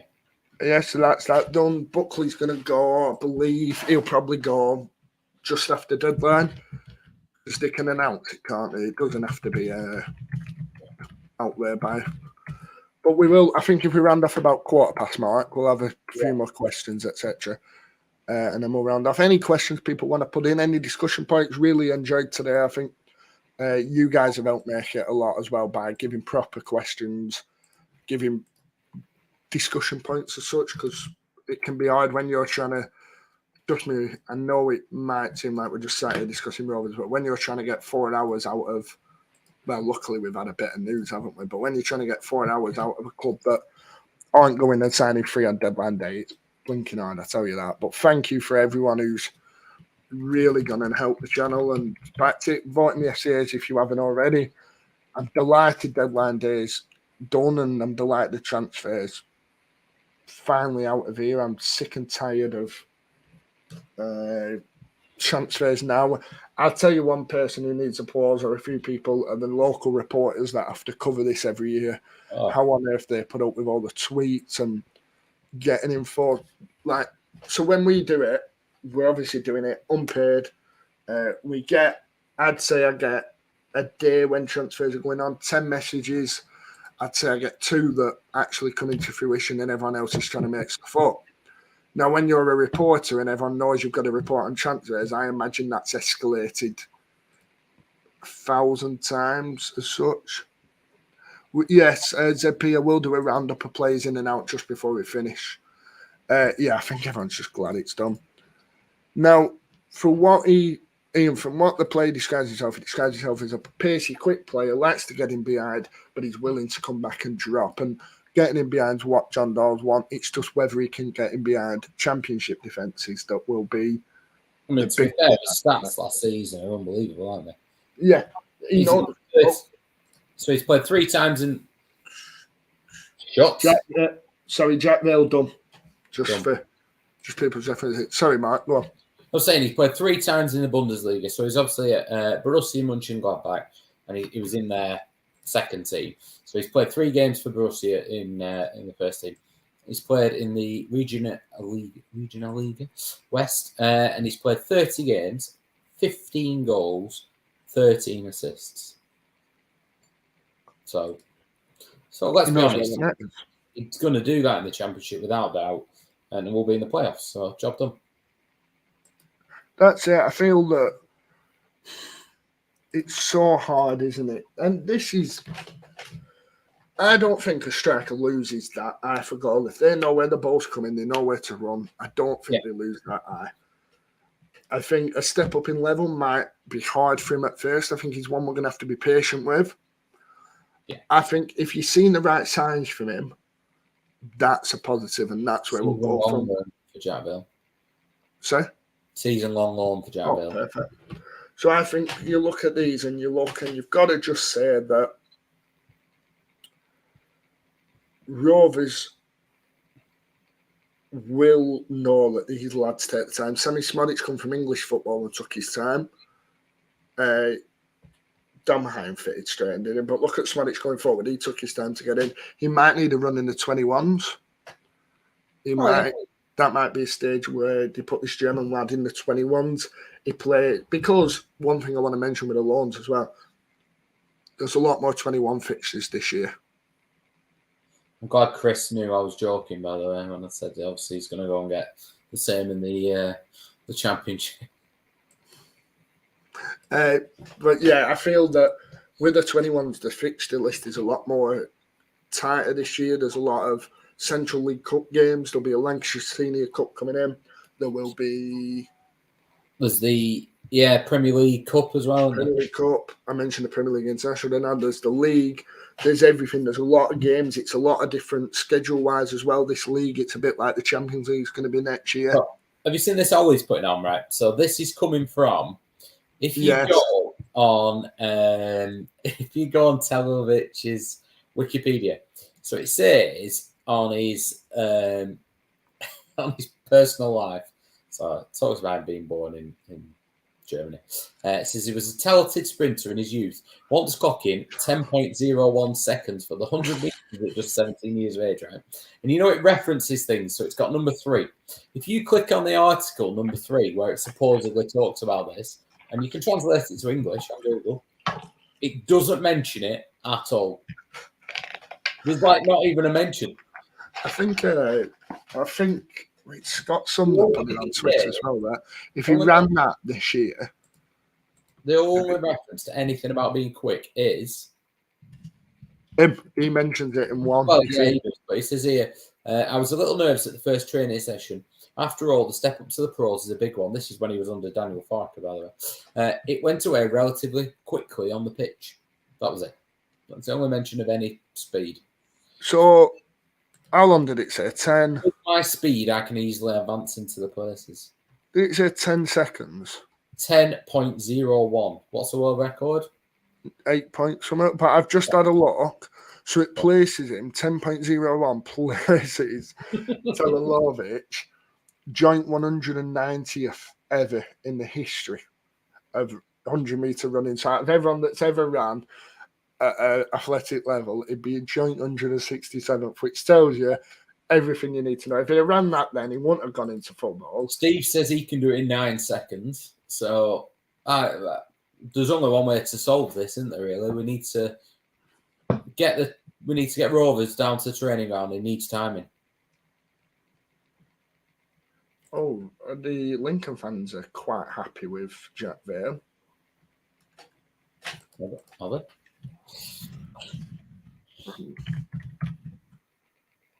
That must be why the Lincoln fan followed them. That makes complete sense. Yeah. So that's where we're done, really, for the window. They were at 9.58, so many that want to do. Keep comments coming in. Like I said, we'll stay until about 15:15. Hopefully, give Oliver James a shout here. He's done a 10.86. Can he go up front? Reckon he could start for us. Who, Ollie? Yeah.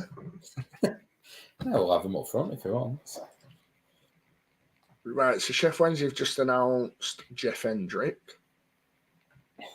So I imagine they're then going to announce Booker. Or will they not? Will they have Jeff Hendrick instead? Anyone making the trip down to Plymouth tomorrow? If anyone is, let us know. Over 1,000 Rovers fans making the way, which I think is incredible. I think it's. We do have a lot of Southern Rovers, though, don't we? We do, with a lot of London-based. Went to Bournemouth a couple of years ago, and maybe was it last year we played Bournemouth? No, a couple of years ago. Van Heck played, didn't he, score? And it's so strange because you hear all the Rover songs, but they've just got this Southern accent. I find it really weird. It's we do it when we're where were it? Reading last year. We took 1.7k on a Wednesday night, and a lot of them were Southern. Gareth Ainsworth went away, and I remember. Yeah, he were. Any relation? No, believe it or not. No, I think my uncle's played 5-a-side against him a few times up here and got battered off him, but no, there's quite a few of us Ainsworths. I think there's one at comments that always comes in, but no famous. Ryan Edwards here as well, who's obviously used to play at Rovers at centre half. Yeah, Buckley's about to leave, Ryan. You're at Plymouth as well, Mark. Gone to Tottenham. Mike Trezor has gone to the Dingles. Rob Holding's gone to Palace. There's not much going on in the Championship. Ross Stewart's gone. No, not really. Mason Greenwood's gone to Getafe. Brennan Johnson's gone. Sofian Aramat. I'll tell you what, I know we're not obviously going to talk about them in a lot of detail, but have you had many, we'll not call them friends, but many people talk to you about Dingle's transfer window and the amount they've spent? The ones at work do.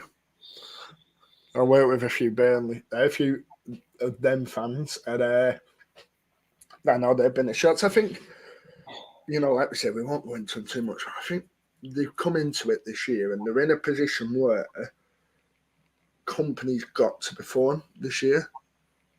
I think he's got to. I mean, if he goes down, then he'll get the same old, he can't do it. He just get him up with money, etc. I think they've got a bit of the Forest, haven't they? Forest did it last year. They blew a load of cash and stayed in league, and it's probably worth it for Forest now. But the problem it was similar, to be fair, wasn't it? That Forest got up having so many loans in their starting 11, and they've been the same. I mean, the fact Matson's turned them down on a permanent and then also turned them down on a loan is brilliant. What's Glenn saying? Have we signed Lucien Matomo? Not yet, no. He'll probably come on a free shortly.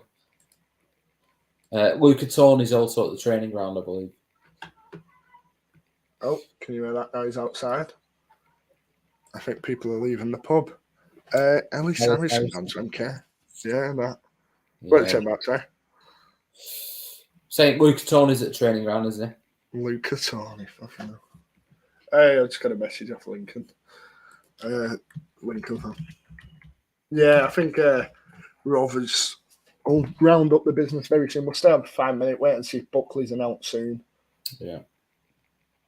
And then we'll head off. Weirdly enough, my real surname, hold on, what's his name? Phonebox Chicken. My real surname has a lot of concentration in the East Lancashire area, but my family are East Coast Yorkshire or Monkey Hangers. What's his surname? Chicken. Yeah, a lot of chickens around there. Yeah, just a really good window. Thank you to everyone who watched there as well. The fact we stayed on 100 viewers for 4 hours is absolutely nuts to me. I find it really weird when I see them numbers, but thank you to everyone. Really appreciate it. There's some names here that have been on since the start, so thank you. Whether you've been on since the start or you've done an hour or you've done 20 minutes, whatever you've done, thank you. We always appreciate people who watches, people who support it. Like I said, we don't often do live streams. We should get them back, Mike, a bit more. Mike, not Mike. That's why we shouldn't get them back, because stumble over my words. But no, I'd love to have them back on a bit more. We will look at doing it. I think it's time, isn't it? It is, and it's trying to find a spot. I mean, I know I did watch the is it the Anfield Wrap do one, don't they? Post-match pint. Yeah, it'd be great, to be fair, if we could get somewhere in Blues and they'll give us somewhere. Yeah, that's it. I think we find that we're not all locals. Well, you'll all know by Thingy's Max accent. You'll all know he's obviously Birmingham way. Dom's up and down the country at the moment, so everyone's spread out. Me and Mark are quite local. Well, I'm very local to you, but it's just getting people together, isn't it, and getting time. And honestly, we're more than happy to keep stuff coming, get lives. If anyone wants any lives, just let us know as well. I know we did the quizzes. We can do. I used to enjoy the Friday Night Live. We did, but it's being free on a Friday. It doesn't always happen for us. That's why you'll find our content always comes out Thursday, Fridays, because we've got Wednesday when we do the podcast, haven't we, Mark? That's always a good day for the three of us, so it's always easy to do stuff. But let us know if you want anything. We'll try and do it as long as time permits. Thank you to everyone. Well, we've got people on. If any of them listen to the pod, it'd be interesting to get their ideas for the quiz. Because we always the quiz as well. Anything you want to see, love doing it. Quiz, we're always worried about the dead air, aren't we? When I think that's what we find, isn't it? But, we start thinking of plucking an answer out of thin air. However everyone finds it. I know I have had a few comments about the Apple podcast saying the sound quality is much better on Apple, rather than Spotify. I don't know. I don't do anything to the file there. But yeah, that's honestly, I'm more than welcome to, more than happy to do with things. We all are, aren't we? If people want to give suggestions, Chris is off to Bristol Rovers.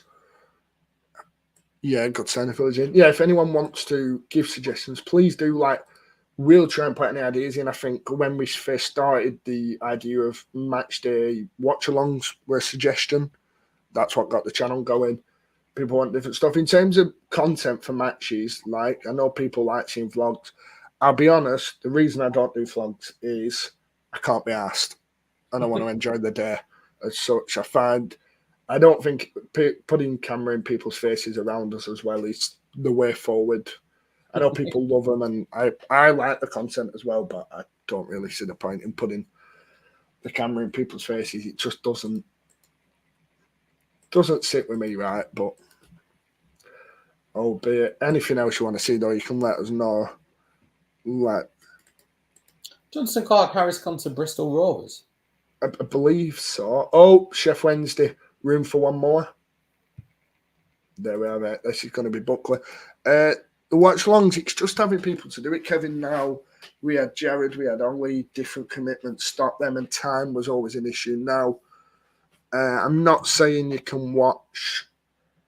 I'm not saying there's any way to watch a game other than being an international fan, if you get what I'm at, but it's just having people for them. I don't want to bring them back for one game, if that makes sense. I'd rather, like we do with match previews, like we do with podcasts, when we do a podcast and we say it's going to be every week, it's going to be every week. I don't want it to be 1 week, I can't be asked doing it, we won't. So that's why I'm reluctant to bring stuff back. There's plenty of stuff going on, but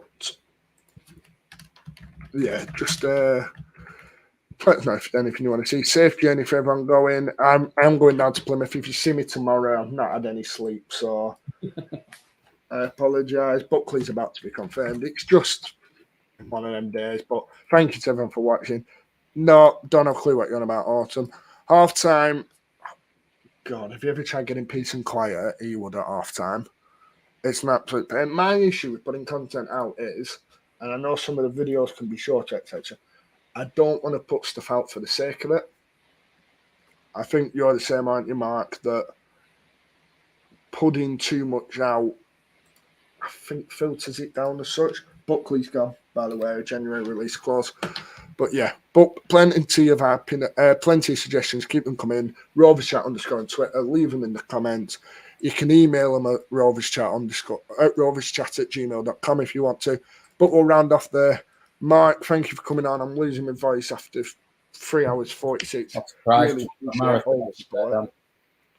absolute marathon effort. Well done. Love it. Really enjoy Deadline Day. Really enjoy people supporting us as well. But thank you for having us.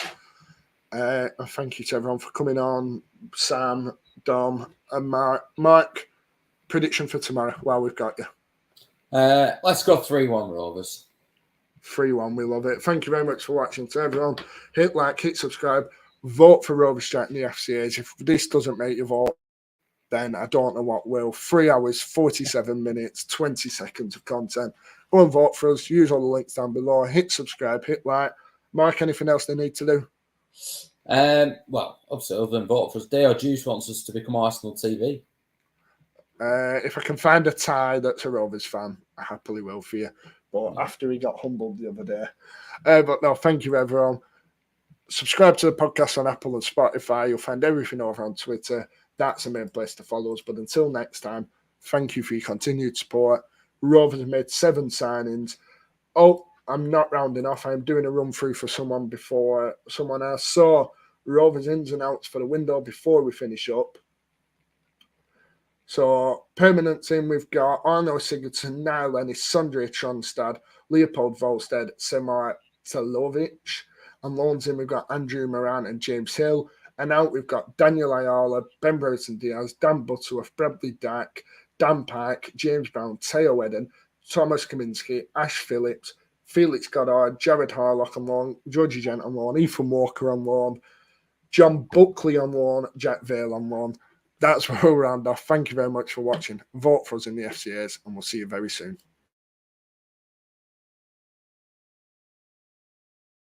Thank you for watching Rovers Chat. Remember to vote for us in the Football Content Awards 2023 by using either the Twitter link in the description to post a tweet, or you can go over to the Football Content Awards website, which will also be linked down below, and put us under the best club content creator for the Football League. Thank you for watching. Hit subscribe, and we'll see you soon.